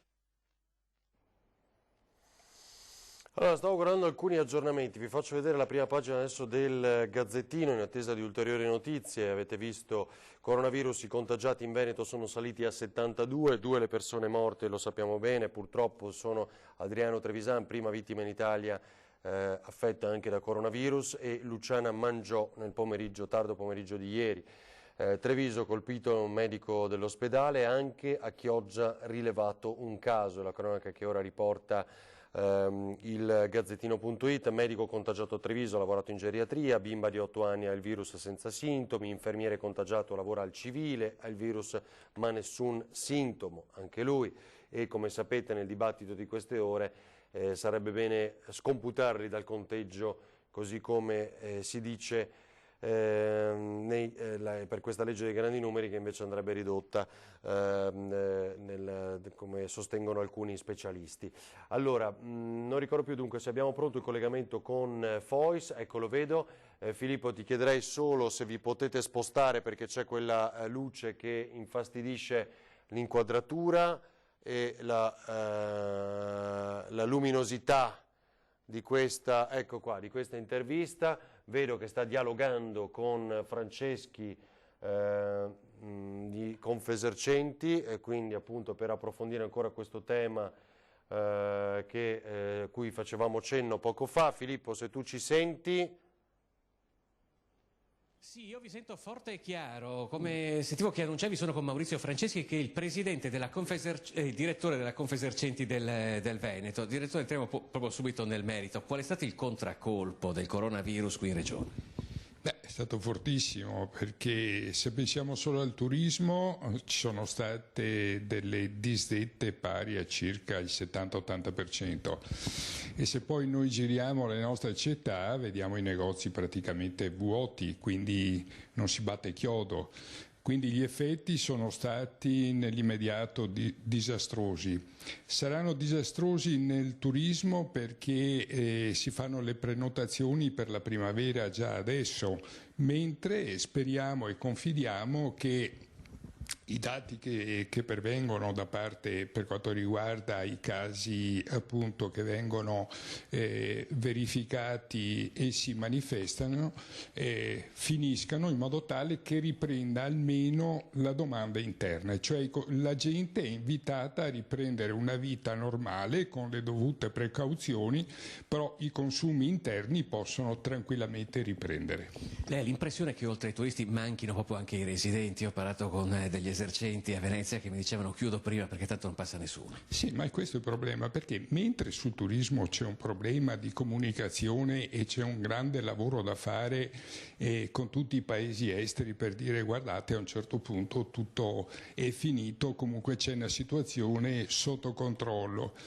Per quanto riguarda i residenti, gli italiani, i veneti, i veneziani, i veronesi, i mestrini, tutti, allora qui si deve pensare di poter riprendere una vita normale con le dovute certo cautele e precauzioni, ma si può tranquillamente andare al ristorante, entrare nei negozi, acquistare e fare le cose che normalmente si facevano prima e si possano continuare a fare. Si stanno rischiando dei posti di lavoro? Ma un'indagine che è stata fatta da parte della nostra associazione nazionale dice che sono previste, se le cose continueranno in questo modo, una perdita di circa 15.000, una chiusura a circa 15.000 attività commerciali, della ristorazione e dei servizi e una perdita di circa 60.000 posti di lavoro. Quindi veramente sarebbe una catastrofe. Infatti il problema è che Filippo, puoi ripetere questi dati? Sono impressionanti. Questi primi giorni, sì. Se continua così la situazione sarà davvero drammatica. Direttore, se li ripete questi dati perché hanno particolarmente colpito comprensibilmente. Sì, 15.000 attività che chiudono, della ristorazione, del commercio, delle strutture ricettive e 60.000 posti di lavoro in meno. Ferdinando, ci sono domande? No, beh, questo è davvero drammatico, infatti è l'appello poi anche che faceva poco fa in diretta con noi l'assessora Elena Donazzan, se puoi riferire a Franceschi, cioè il fatto che... Sì, è un appello che faceva con noi in diretta. Non si colpiscano, non si aiutino, cioè solo le aziende delle zone rosse, perché il calo drammatico è dappertutto, sì, cioè, non si tutto il aiutano bene. solo le aziende delle zone rosse, ma il calo è dappertutto. Sì, allora, più che le regioni, diciamo, le aree definite zone rosse sono zone rosse da un punto di vista sanitario. In realtà tutto il Veneto, la Lombardia, anche la Lombardia, ma un po' alla volta forse tutta l'Italia, sta diventando da un punto di vista economico una zona rossa. Per cui i provvedimenti che devono essere assunti e che noi abbiamo chiesto sia in Regione che al Governo devono necessariamente tenere in considerazione delle grandi aree vaste come zone rosse da un punto di vista economico sulle quali si devono fare degli interventi e innanzitutto degli incentivi e delle agevolazioni per l'accesso al credito, ma bisogna sospendere immediatamente tutte le tassazioni e le scadenze fiscali e contributivi che ci sono a breve. Grazie a Franceschi, direttore della Confcommercio del Veneto. Se non ci sono domande, per ora da Mestre è tutto. No, beh, solo un'aggiunta Fois che diciamo con una punta polemica, Filippo, dicevano nei giorni scorsi anche di chiudere i centri commerciali, figuriamoci un po', insomma, se adesso addirittura si arrivasse a questo, cosa che evidentemente... Anche se fosse stato il caso di chiudere i centri commerciali. Non se ne parla proprio, no, diciamo. No, assolutamente, perché sarebbe sbagliato. Inizialmente c'era un'ordinanza che chiudeva solo i mercati che Zaia immediatamente ha modificato, ma non avrebbe senso chiudere nulla da questo punto di vista, fin tanto che non ci sono manifestazioni di focolai come è avvenuto a Vo, io credo che si debba continuare a vivere possibilmente nella normalità. Ecco, rispetto alla Lombardia, tra l'altro qui in Veneto diciamo, è andato un po' meglio per gli esercenti perché si può rimanere aperti anche la sera. Sì, è andato un po' meglio, è un po' strano anche questo caso la Lombardia perché sembra che il virus di mattina non ci sia e appaia solo di sera, no? Quindi credo che non sia un provvedimento, come dire, utile da questo punto di vista e opportuno. Sì, qui non è stato assunto nessun provvedimento restrittivo di questo tipo e credo che si abbia fatto bene. Grazie nuovamente Franceschi e vi restituiamo la linea. Grazie Filippo, tra poco dunque con altri aggiornamenti. Daniela, chiedevo alla regia appunto di farmi sapere cosa abbiamo pronto e non ho avuto risposta. Mi dici Tony cosa avevamo già in attesa tra le varie cose, perché non ho aggiornamenti qui. Non l'abbiamo già sentito? Ah no, Presidente di Camera di Commercio da Padova, va bene, sentiamo.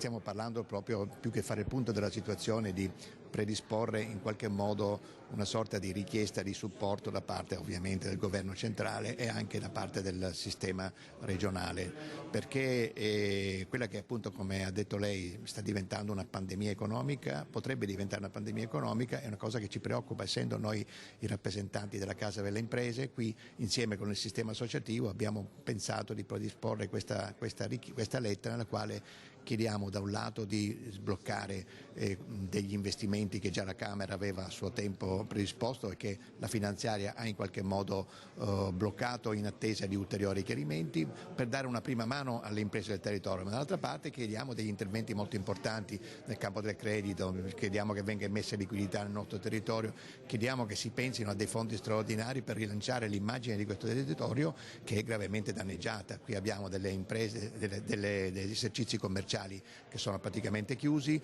in particolare quelli che hanno a che fare col mondo del food o dell'alimentare, ma abbiamo anche fabbriche che in questo momento cominciano ad avere problemi di approvvigionamento di materie prime, oppure fabbriche che non sono in grado di esaudire le richieste da parte dei partner esteri perché non sono in grado di assolvere i loro ordini portandoli con dei vettori verso altri paesi europei, perché alcuni di questi hanno già deciso di mettere in quarantena i guidatori di questi vettori.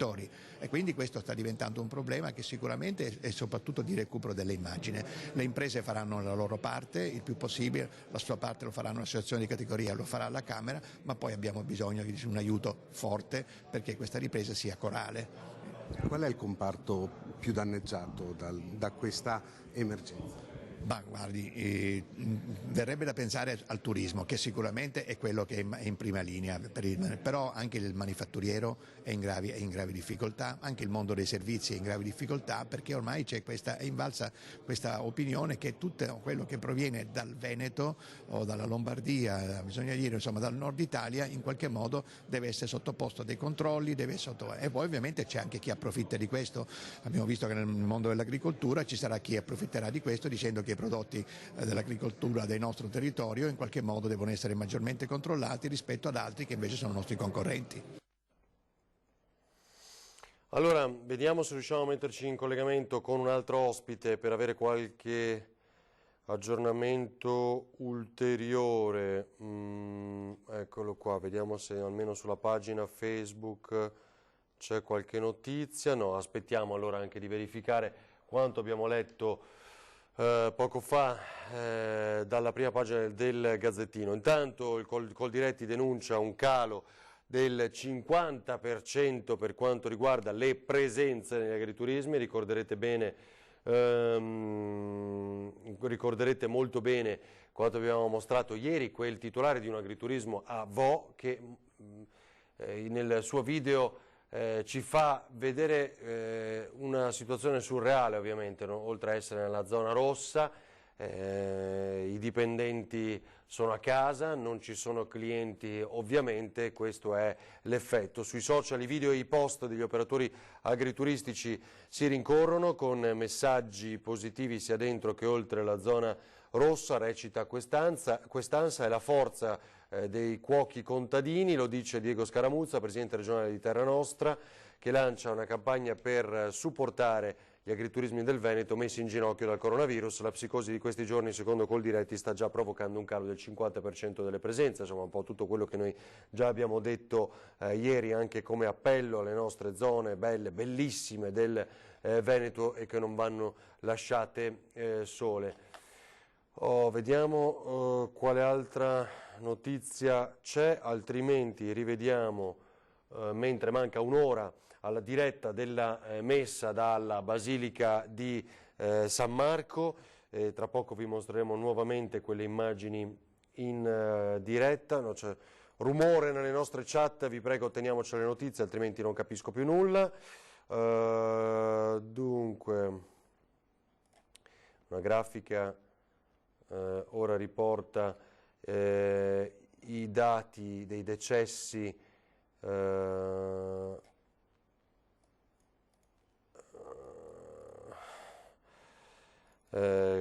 curiosità anche sui gabbiani a Milano, ma direi che questo non la riportiamo come notizia. Allora, questo, vedete, un caso anche a Chioggia, che è quello che raccontavamo poco fa, e allora stavamo cercando di avere ulteriori informazioni o conferme anche in merito a questo sul fronte delle presenze del coronavirus nella nostra regione. Cosa abbiamo qui? Va bene, vediamo il servizio di VO con Federico Fusetti.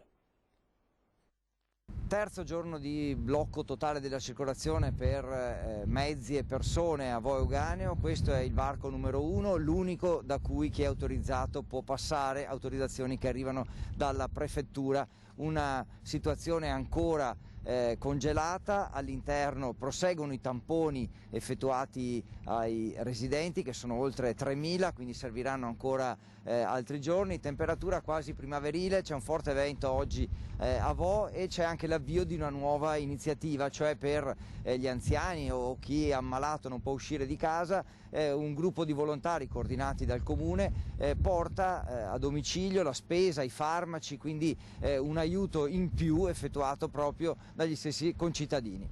Intanto aumenta il numero di cittadini che hanno eseguito il test del tampone, 250 il primo giorno, 450 il secondo, la previsione è di circa altri 500 il terzo giorno. Sono state aumentate le postazioni all'interno della palestra comunale, obiettivo effettuare il prelievo a tutti gli oltre 3.000 residenti al più presto. Intanto con l'ultimo bollettino il numero dei casi confermati a Vo è di 33, 19 dei quali sono isolati in casa, gli altri 13 ricoverati a Padova, oltre al paziente deceduto. Attivato poi, in collaborazione con il Comune, un servizio fornito da alcuni volontari residenti nel paese.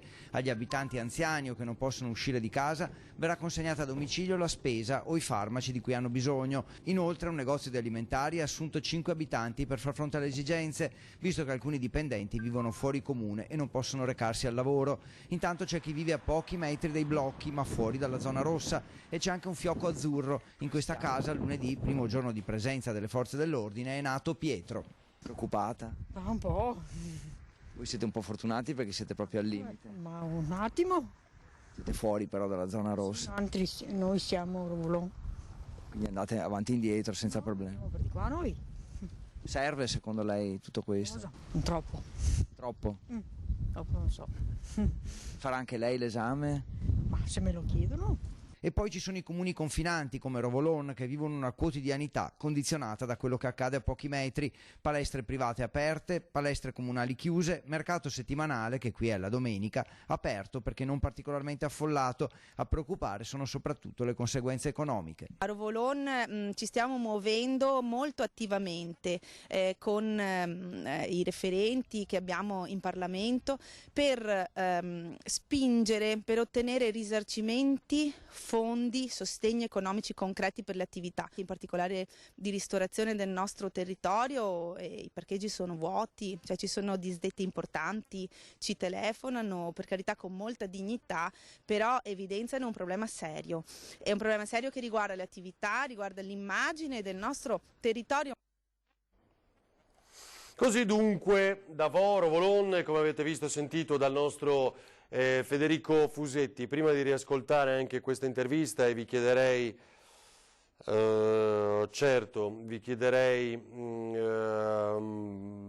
di preparare Luca Zaia, se abbiamo immagini ancora da San Marco, ma solo se le avete pronte.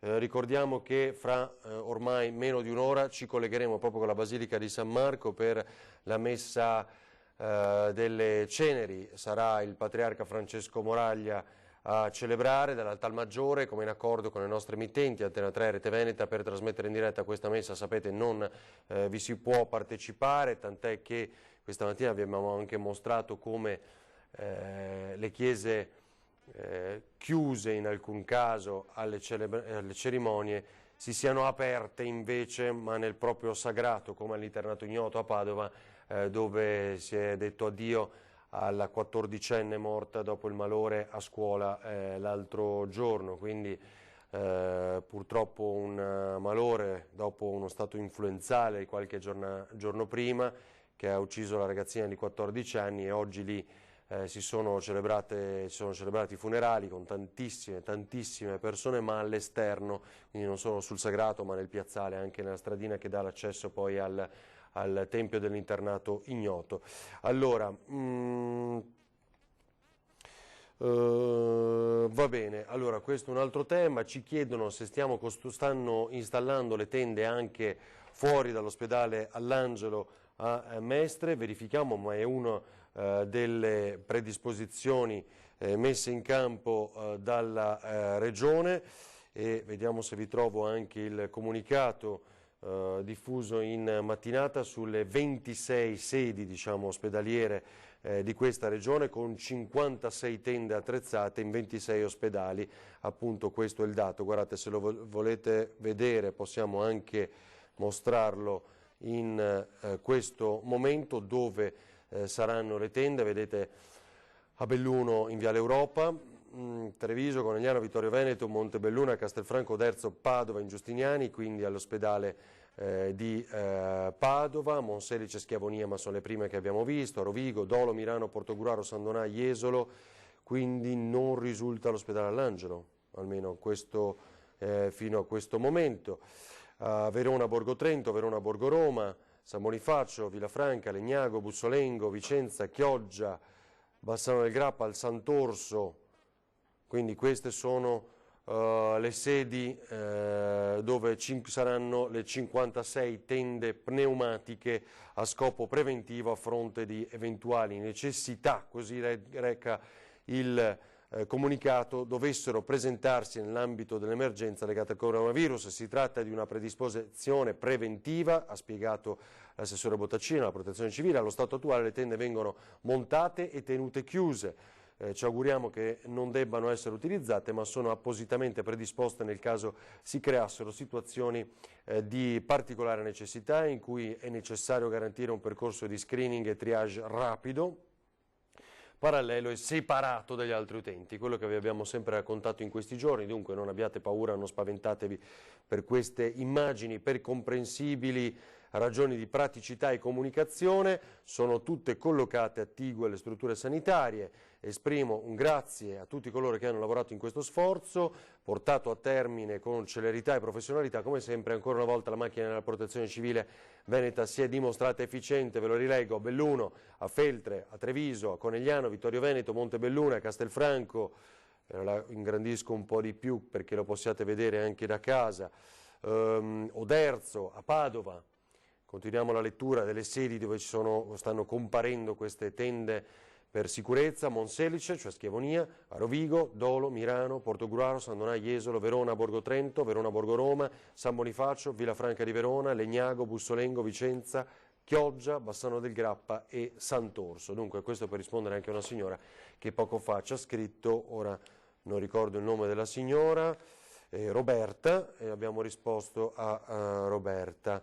Bambina di 8 anni contagiata a Limena, sì, già detto ormai 1 o 2 orette fa. Alessandro, rispondo così, non ha sintomi, è asintomatica, questo è un dato positivo e secondo gli esperti dovrebbe essere addirittura esclusa dal numero dei contagiati di cui parliamo molto in questi giorni a livello nazionale. È tornato Nicola Zanetti. Nicola. Eccoci, credo che abbiamo pronto il servizio da Padova sui funerali della ragazzina di 14 anni morta in classe, lo ricorderete qualche giorno fa. Allora possiamo vedere il servizio. Le loro scelte, che la loro vita, che la vita è il dono più prezioso che abbiamo. Sappiamo che tu lì in cielo stai bene e ci darai il coraggio per superare ogni ostacolo. È grazie a te se oggi noi siamo così, uniti con te, uniti per te. Ti accompagniamo lassù con la dolcezza dei palloncini e saremo uniti per sempre.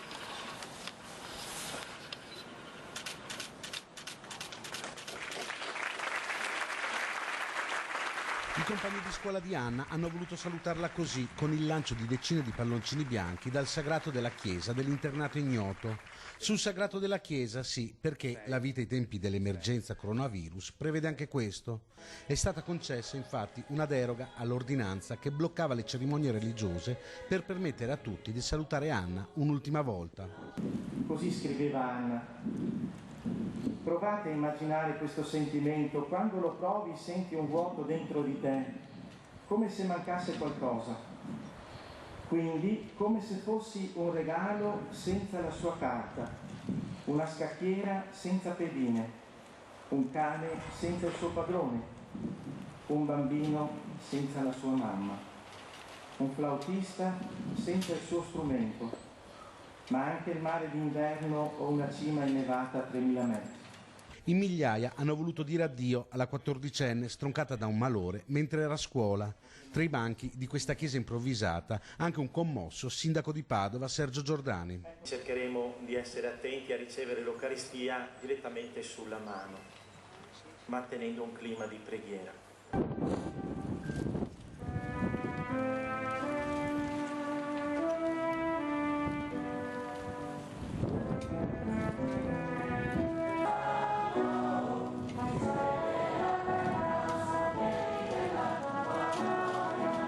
C'era anche il coro a dare l'ultimo saluto alla piccola Anna, una ragazza attiva nel volontariato, appassionata di musica e componente dell'orchestra dei Pollicini. Improvvisamente gli orologi delle nostre vite si sono fermati. Il cuore in frantumi, in 1000 pezzi, così gli amici della famiglia che a loro si stringono nel giorno del commiato ad Anna.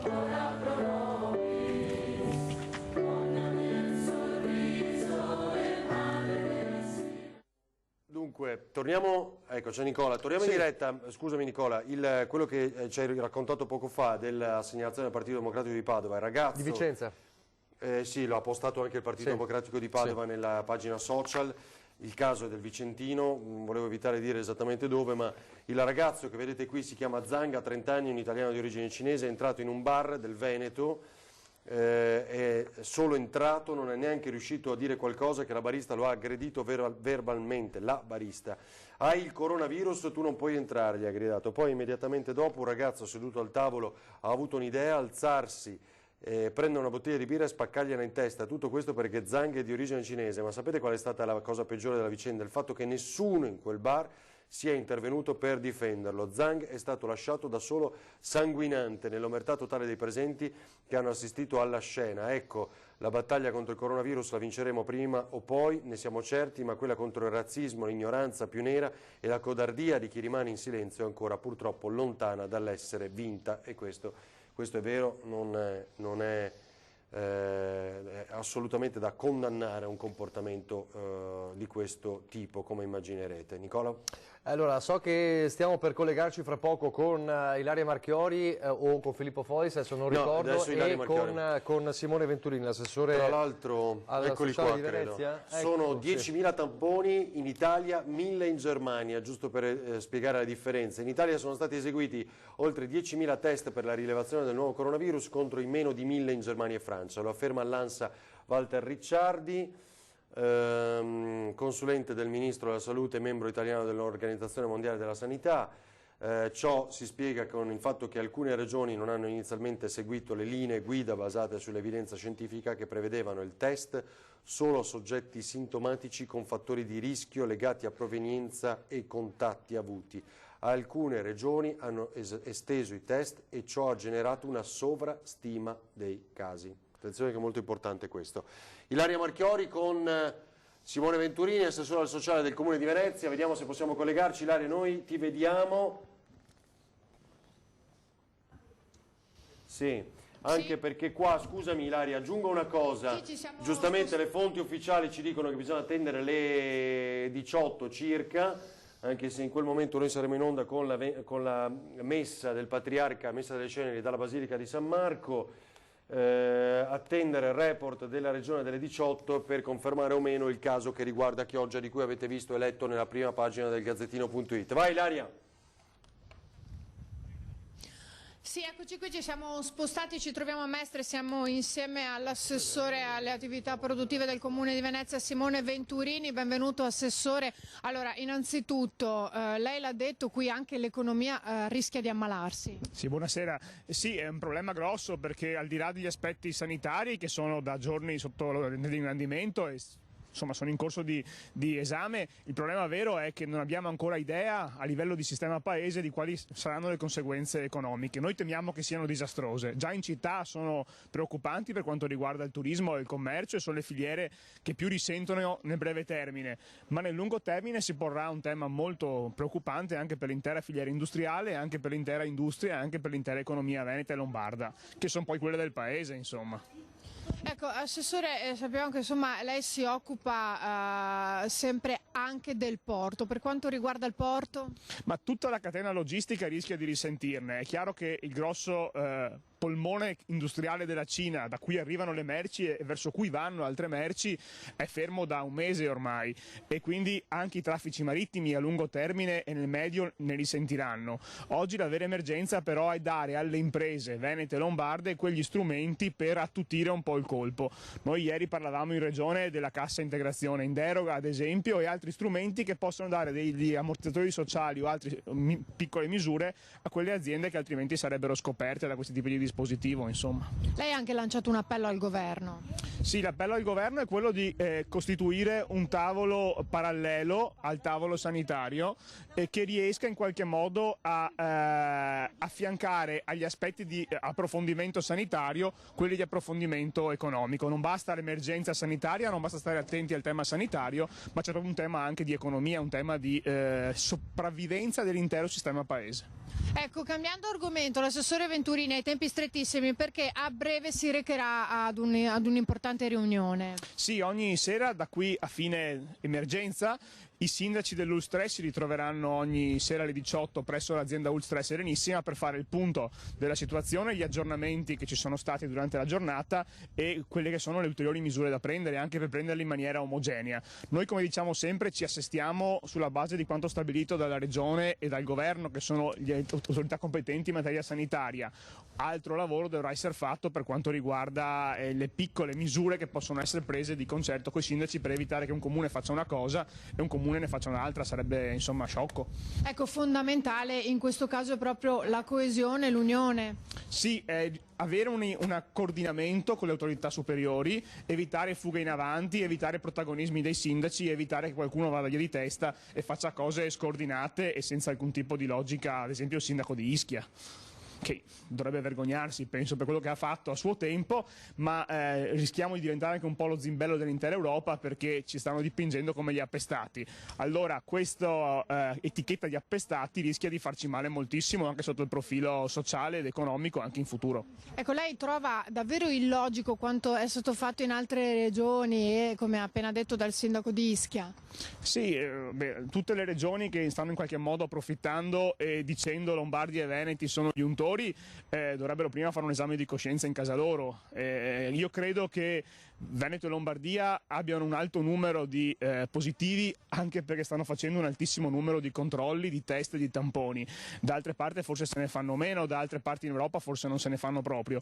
Questo ovviamente ci tutela perché ci consente di stabilire un cordone intorno ai positivi, dall'altro lato ci dà l'immagine di due regioni fortemente in difficoltà. Noi su questo dobbiamo ovviamente lavorare su un piano comunicativo, su un piano anche di interlocuzione con i paesi e con l'Europa, che l'Europa ancora non si è vista intorno a questa emergenza, e chiedere anche un'autorevolezza da parte del governo, un governo che deve essere sul pezzo, deve riuscire a parlare agli altri paesi europei, parlare all'OMS e raccontare un paese che non è un paese in preda al panico, non è un paese dove girano gli zombie, ma è un paese in piena sua salute, tra virgolette, che però ha qualche piccolo problema che sta gestendo. Si parla di 300, 350, forse 400 sono i casi di positivi su 58 milioni di abitanti. Parliamo appunto di un problema che può essere circoscritto, può essere affrontato e deve essere affrontato, ma senza però autoinfliggerci la pena di dipingerci come gli untori d'Europa o un paese sull'orlo del baratro. Non lo siamo, anche la nostra città è una città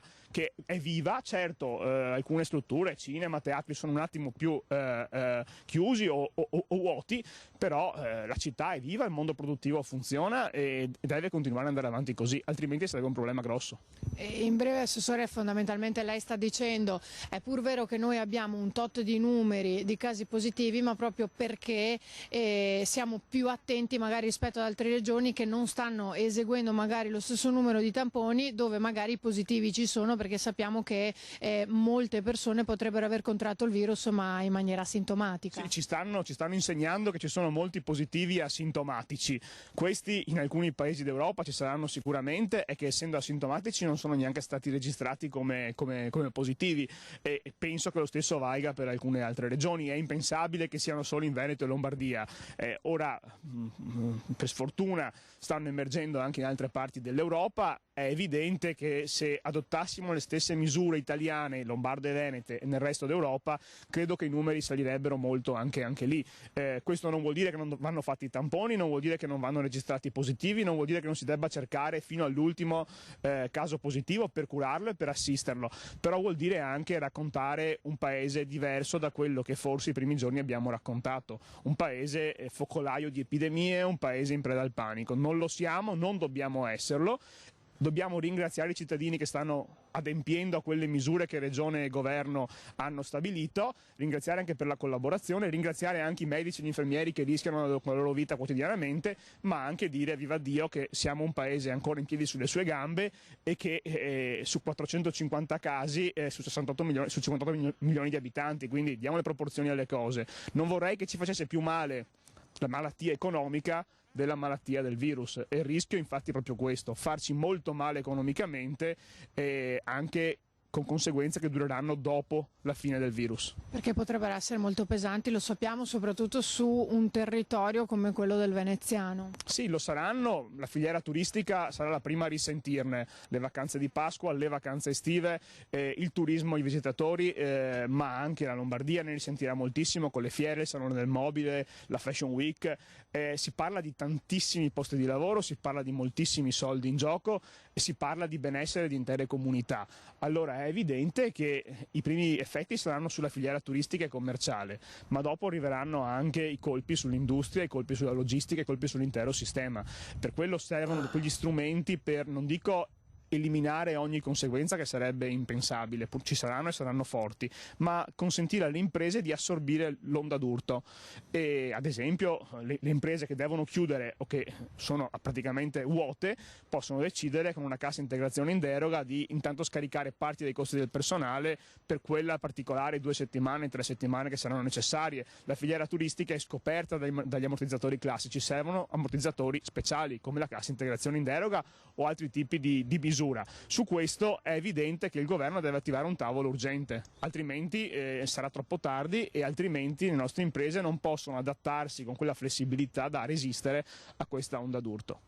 Ecco, avete sentito, il messaggio è chiaro al governo, insomma, attivarsi in misura urgente, questo quanto dichiara l'assessore Venturini. Ci sono domande dallo studio? No, è stato esauriente, direi che è stato esauriente. Grazie a Simone Venturini e grazie anche a Ilaria Marchiori, ci riaggiorniamo più tardi. Peraltro, a proposito delle categorie economiche e dell'impatto sulle categorie economiche, domani a Palazzo Moroni a Padova alle 12:30 ci sarà un vertice proprio con le categorie economiche per analizzare le ricadute dell'emergenza coronavirus sull'economia con il sindaco Sergio Giordani, oltre a quello ovviamente alle 12:30 a Marghera con medici, infermieri, farmacisti e ordini professionali, il tavolo permanente di cui parlava anche l'assessore regionale alla sanità Manuela Lanzarin.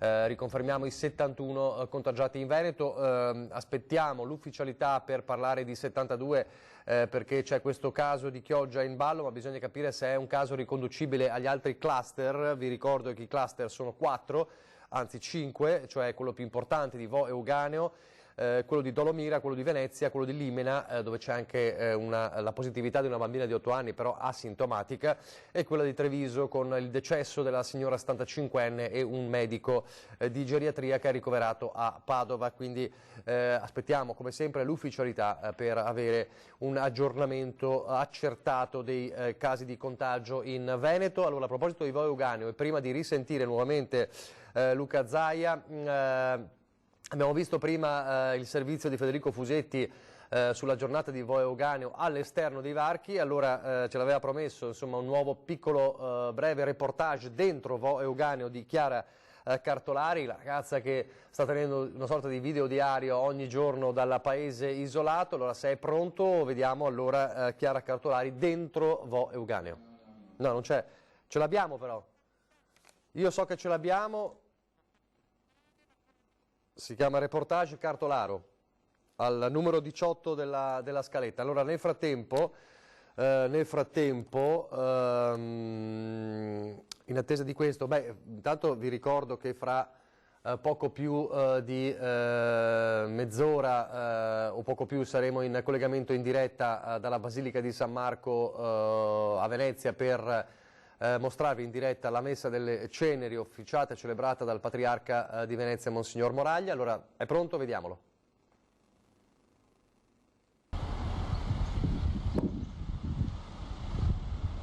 Buongiorno a tutti, oggi giorno 3 di quarantena, notizia positiva, nessun nuovo caso di contagio del coronavirus a Vo Euganeo, questo appreso da fonti ufficiali. Io ho deciso di tenere questo diario perché si spera si tratti di una cosa irripetibile e credo valga la pena raccontare come si viva.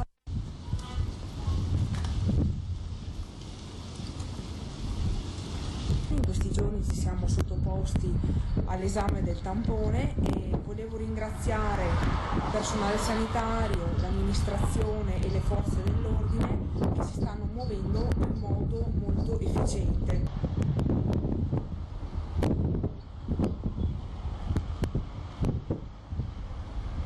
Io comunque sto cercando di portare avanti la mia quotidianità e coltivare le mie passioni che sono bellezza e palestra nel limite.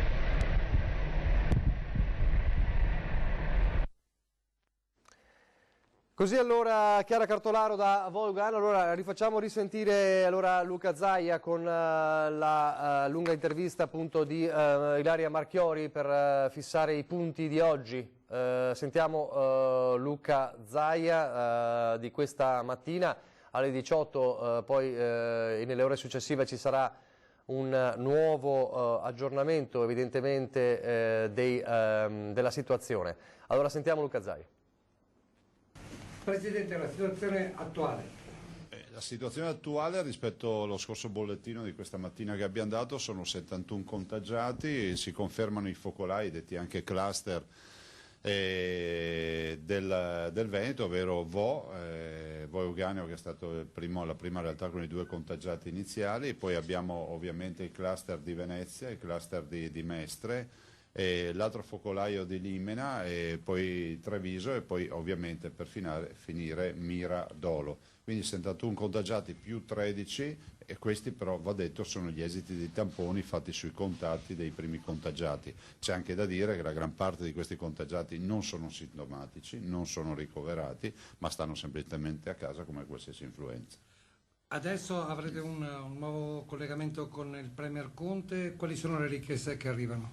Ma guardi, io avevo inteso che c'era già stamattina, immagino che in giornata ci sarà un collegamento. Allora, le richieste sono sotto il profilo degli interventi straordinari per l'economia, perché chi ha visto Venezia, chi sa che il Veneto vive di industria turistica con 18 miliardi di fatturato, sa che il Veneto non può permettersi non di fermare le attività per una settimana. Il Veneto non si può permettere questo screditamento globale che avviene tramite i media internazionali. Quindi grazie a voi che state portando invece avanti la verità, che è quella che non c'è psicosi, che non ci sono pericoli, ma che dobbiamo prendere atto che abbiamo un virus influenzale, definiamolo così, che va contingentato perché è contagioso, ma la cui letalità è bassa. Presidente, ad oggi la zona rossa è solo Vo Euganeo? Ma si sa, anche questa partita della zona rossa ovviamente è riconducibile alle prime scelte, alle prime ordinanze che abbiamo fatto. Vo Euganeo resta, diciamo, l'epicentro, se così vogliamo definirlo, ma non necessariamente collegato agli altri contagi.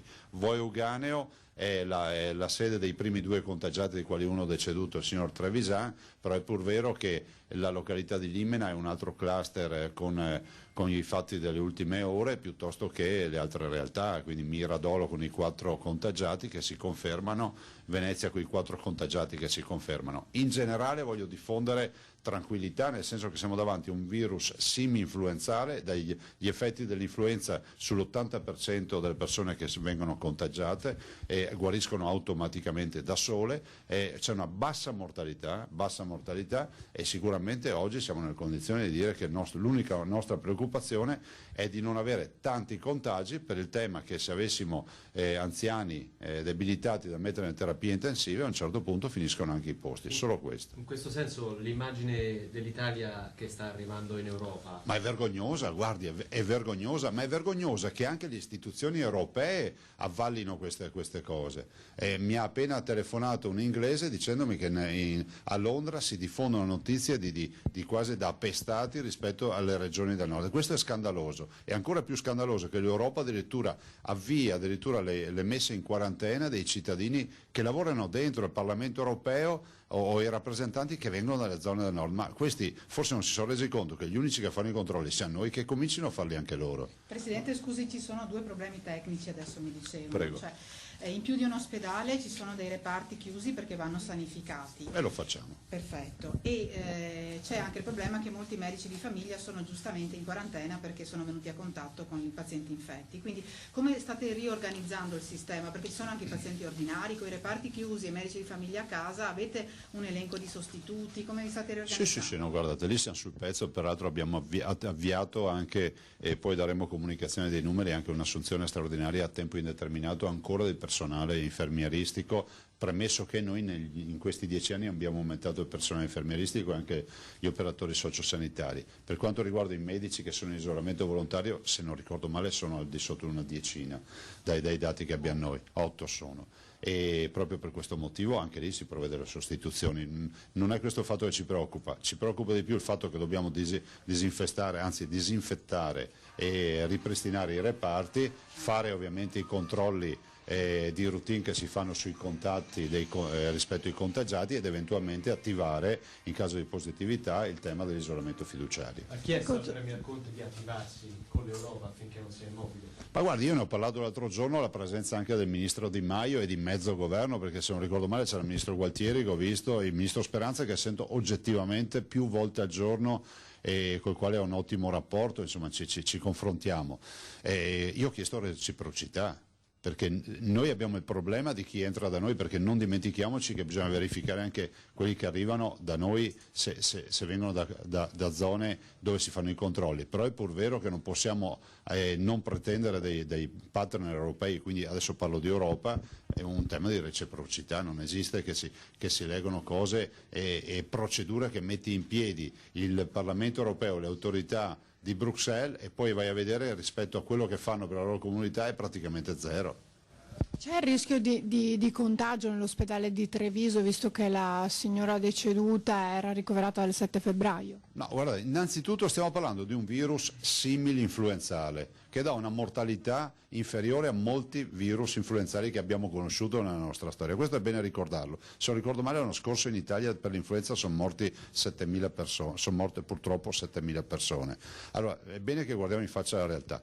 Qui ci stiamo preoccupando di più perché non per la letalità che c'è ma è bassa, per il fatto che il contagio è molto più rapido e quindi ci potrebbe mandare in crisi tutto il sistema della sanità e anche il sistema produttivo. Direi però di utilizzare i termini giusti, nel senso che oggi i termini giusti sono ringraziare i nostri dipendenti della sanità, cercare di osservare le indicazioni che diamo, che sono quelle di lavarsi spesso le mani, di non andare in luoghi affollati e quant'altro, semplicemente per non diffondere il contagio, ma non è la peste. 2 domande. Tamponi, state pensando di cambiare i criteri? Non dobbiamo cambiare i criteri, nel senso che i criteri sono quelli dell'Istituto Superiore della Sanità. Vi annuncio già che il tema dei tamponi è un tema che è in elaborazione, ci sono già le prime indicazioni. ufficiali dell'Istituto Superiore di Sanità, che io condivido, perché l'avete visto da soli, i tamponi, noi ne abbiamo fatti 4.000, c'è un paese intero come la Francia, penso ne abbiamo fatti 700-800, una roba del genere. Questo dà una dimensione, chi cerca trova, chi non cerca non trova, il che non vuol dire essere degli irresponsabili, però le linee guida anche OMS ci dicono che il tampone va fatto al cittadino sintomatico, oppure ai contatti nel momento in cui c'è la persona con la malattia, punto. Ecco, le 13 persone in più di oggi rispetto a ieri sono di Vo, da dove arrivano? Sostanzialmente si incrementa uniformemente, in particolar modo Vo, perché quello è cluster, è il focolaio molto probabilmente dove e questo ci potrebbe anche dare una prima spiegazione, forse il primo focolaio è stato proprio quello di Vo, prova ne sia che l'incremento dei tamponi positivi c'è, però è pur vero che a Vo si sono fatti molti tamponi a differenza di altre realtà, ma questo non cambia nulla, perché dico solo che immagino che la metà dei tamponi sono positivi per persone che sono asintomatiche, che prudenzialmente stanno a casa, come quando si prende l'influenza e dicono stai a casa un po' di giorni, siamo a questi livelli, nulla di più. Però lei ha deciso delle misure, le misure che ha deciso di prevenzione, che scelte verranno fatte? Che scelte verranno fatte per le misure di prevenzione che lei ha già deciso qualche giorno fa? Ma guardi, l'ordinanza adesso è in lavorazione, stiamo discutendo anche con i colleghi delle regioni contermini in maniera tale che se si decidesse di reiterare l'ordinanza, quindi ripresentare l'ordinanza, sia innanzitutto in linea tra le regioni e dopodiché valutare tutto, perché da un lato l'abbiamo voluta fare per dare anche un segnale e invitare i cittadini a partecipare a questo lavoro di squadra che si fa, di non andare in mezzo a luoghi affollati. Poi ve lo dico sinceramente, il tema era il carnevale, ma se tu chiudi il carnevale non puoi giustificare uno stadio con 80.000 persone aperto, e se chiudi anche lo stadio non puoi giustificare altri luoghi di grande aggregazione. Però questo non vuol dire che è psicosi, tanto è vero che abbiamo fatto una misura, un'ordinanza blanda per evitare la psicosi, perché sennò altrimenti vedo molti che sono esperti ormai di come si doveva fare, facevamo il coprifuoco, ma sarebbe stato esagerato, inutile e soprattutto avrebbe diffuso una psicosi che avrebbe fatto più danni del virus. Però la psicosi c'è. Ma sì, c'è, perché la comunicazione è negativa, non da parte vostra ma da parte di qualcheduno è estremamente negativa, soprattutto da parte di quelli che fanno di tutto per creare allarmismo, penso anche a quelli che diffondono notizie false semplicemente per fare partire il caos e il panico. Coordinamento tra le regioni e lo Stato? Come... No, noi ci sentiamo spesso, guardi, anche perché abbiamo sanità ipercollaudate, che pensi solo che quella del Veneto è la prima per i livelli essenziali di assistenza. Se comunque stiamo parlando di sanità top a livello internazionale, parlo di Veneto, parlo di Lombardia, di Emilia Romagna, di Friuli Venezia Giulia, insomma stiamo parlando di grandi sanità. Lei ha deciso assunzioni a tempo indeterminato per alcune figure professionali proprio per fronteggiare questa crisi? Sì, inteso che noi abbiamo aumentato in questi anni gli infermieri, ma abbiamo voluto assumerne ancora di più, visto e considerato che comunque poi verranno reintrodotti nel sistema generale della sanità. Ma tutte le scelte che vengono prese non allartano ancora di più la psicosi? Queste scelte che vengono fatte non creano ancora più psicosi tra la gente? Ma guardi, se fai sbagli, se non fai sbagli, preferisco fare e sbagliare. Quanto alta è la probabilità che si decida di reiterare? Beh, guardate, adesso dobbiamo vedere l'andamento, considerate che noi potremmo averlo in incremento anche perché abbiamo fatto tanti tamponi e questo pregiudicherà tanto i numeri, no? Dall'altro però vedremo anche di confrontarci con il mondo scientifico, con l'Istituto Superiore della Sanità, con il Ministro Speranza e con l'OMS che sarà giù, penso oggi o domani sarà qui e quindi dopodiché cercheremo di tirare le fila, anche perché stiamo diventando i più virtuosi del mondo per misure, siamo il popolo più virtuoso del mondo, è logico che sia così, lo abbiamo dimostrato con i FAS. Altri ce li avevano, non si sono preoccupati, noi abbiamo dato vita addirittura al laboratorio di riferimento a livello nazionale. però è pur vero che noi ogni cosa la facciamo con serietà e lo faremo anche l'ordinanza, se si farà, la si farà ponderata e con serietà. Però lei è preoccupato dell'immagine che sta venendo fuori negli altri paesi? Ma guardi, è devastante, ma ancora più devastante l'atteggiamento dell'Europa, che è scandalosa, cioè pensare che addirittura il Parlamento europeo dia indicazione di quarantena fiduciaria o di isolamento fiduciario ai cittadini semplicemente perché vengono dal nord d'Italia. Guardi, glielo dice uno che ha proposto l'isolamento fiduciario per i ragazzi che venivano dalle zone infette. Quindi io penso che sia veramente una buona misura, ma tu la devi fare con una visione organica, no? Non così, vorrei dire una parolaccia, random, per non dire un'altra roba, perché mi sembra veramente una stupidata, cioè da un punto di vista scientifico è un'emerita stupidata. Però le preoccupazioni invece del mondo economico ci sono. E hanno ragione. Tutti siamo preoccupati. Andate a vedere Venezia è vuota. Ma Venezia è aperta, i negozi funzionano, gli alberghi, i servizi, semplicemente abbiamo tutti i nostri competitors, diciamola fino in fondo, tutti i nostri competitors commerciali internazionali che approfittano di questo momento di difficoltà per fare le copertine dei settimanali, dei quotidiani, cercando di fare in modo che la prossima stagione turistica sia quella di altri paesi e non sia del Veneto o dell'Italia, ma noi lì ci batteremo per riportare i turisti. Ma al di là del turismo c'è anche la realtà produttiva, anche questa sta avendo grandi difficoltà e bisognerà decidere alcune scelte a livello nazionale, si immagina. Ma guardi, io ho parlato con esponenti autorevoli, ho parlato con i presidenti delle associazioni industriali, ho parlato con Enrico Carraro, il presidente degli industriali del Veneto, ho parlato con operatori che addirittura mi dicono che vanno a consegnare la merce ad occhio bello perché i loro diciamo, committenti si fermano al confine del Veneto, cioè siamo arrivati all'idiozia, cioè che il virus vede i cartelli e si ferma perché vede che sta passando la regione, cioè è una roba allucinante.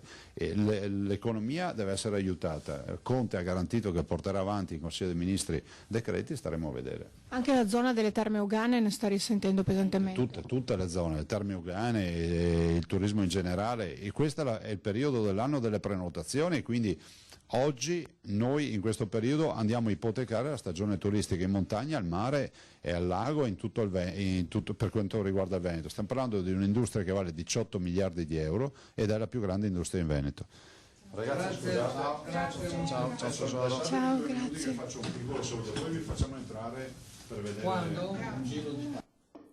Allora, torniamo in diretta, manca poco ormai davvero alla messa che sarà in diretta dalla Basilica di San Marco, la messa delle ceneri con il patriarca Francesco Moraglia, sapete di fatto una messa a porte chiuse, quindi in diretta su Antena 3. La positività al coronavirus riscontrata in una bambina padovana di 8 anni ha fatto scattare con immediatezza tutte le misure preventive, ce lo anticipava Federico Fusetti al telefono, con una lettera inviata, vediamo intanto San Marco in diretta, con una lettera inviata al direttore generale dell'ULSS 6 Euganea e ai direttori del Dipartimento di Prevenzione del Servizio di Igiene e Sanità Pubblica sulla base delle nuove disposizioni del Ministero della Salute, la Direzione Prevenzione della Regione del Veneto ha chiesto di disporre l'isolamento domiciliare fiduciario con sorveglianza attiva di tutti i contatti stretti rappresentati dalla classe frequentata dalla bimba attraverso il coinvolgimento dei pediatri di famiglia cui i bambini afferiscono,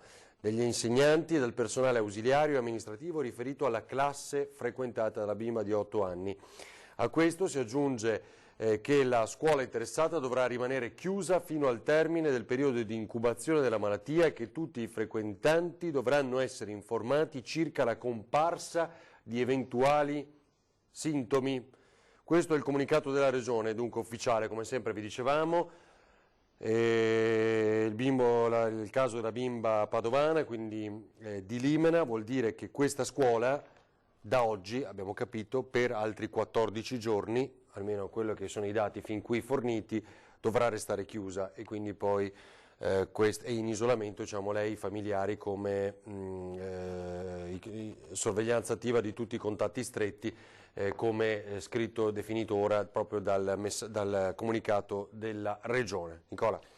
Non so quanto manca la pubblicità, forse dobbiamo lanciare la pubblicità, Era credo. il momento, Sì, allora la pubblicità e poi davvero pochissimo e poi ci sarà la messa in diretta.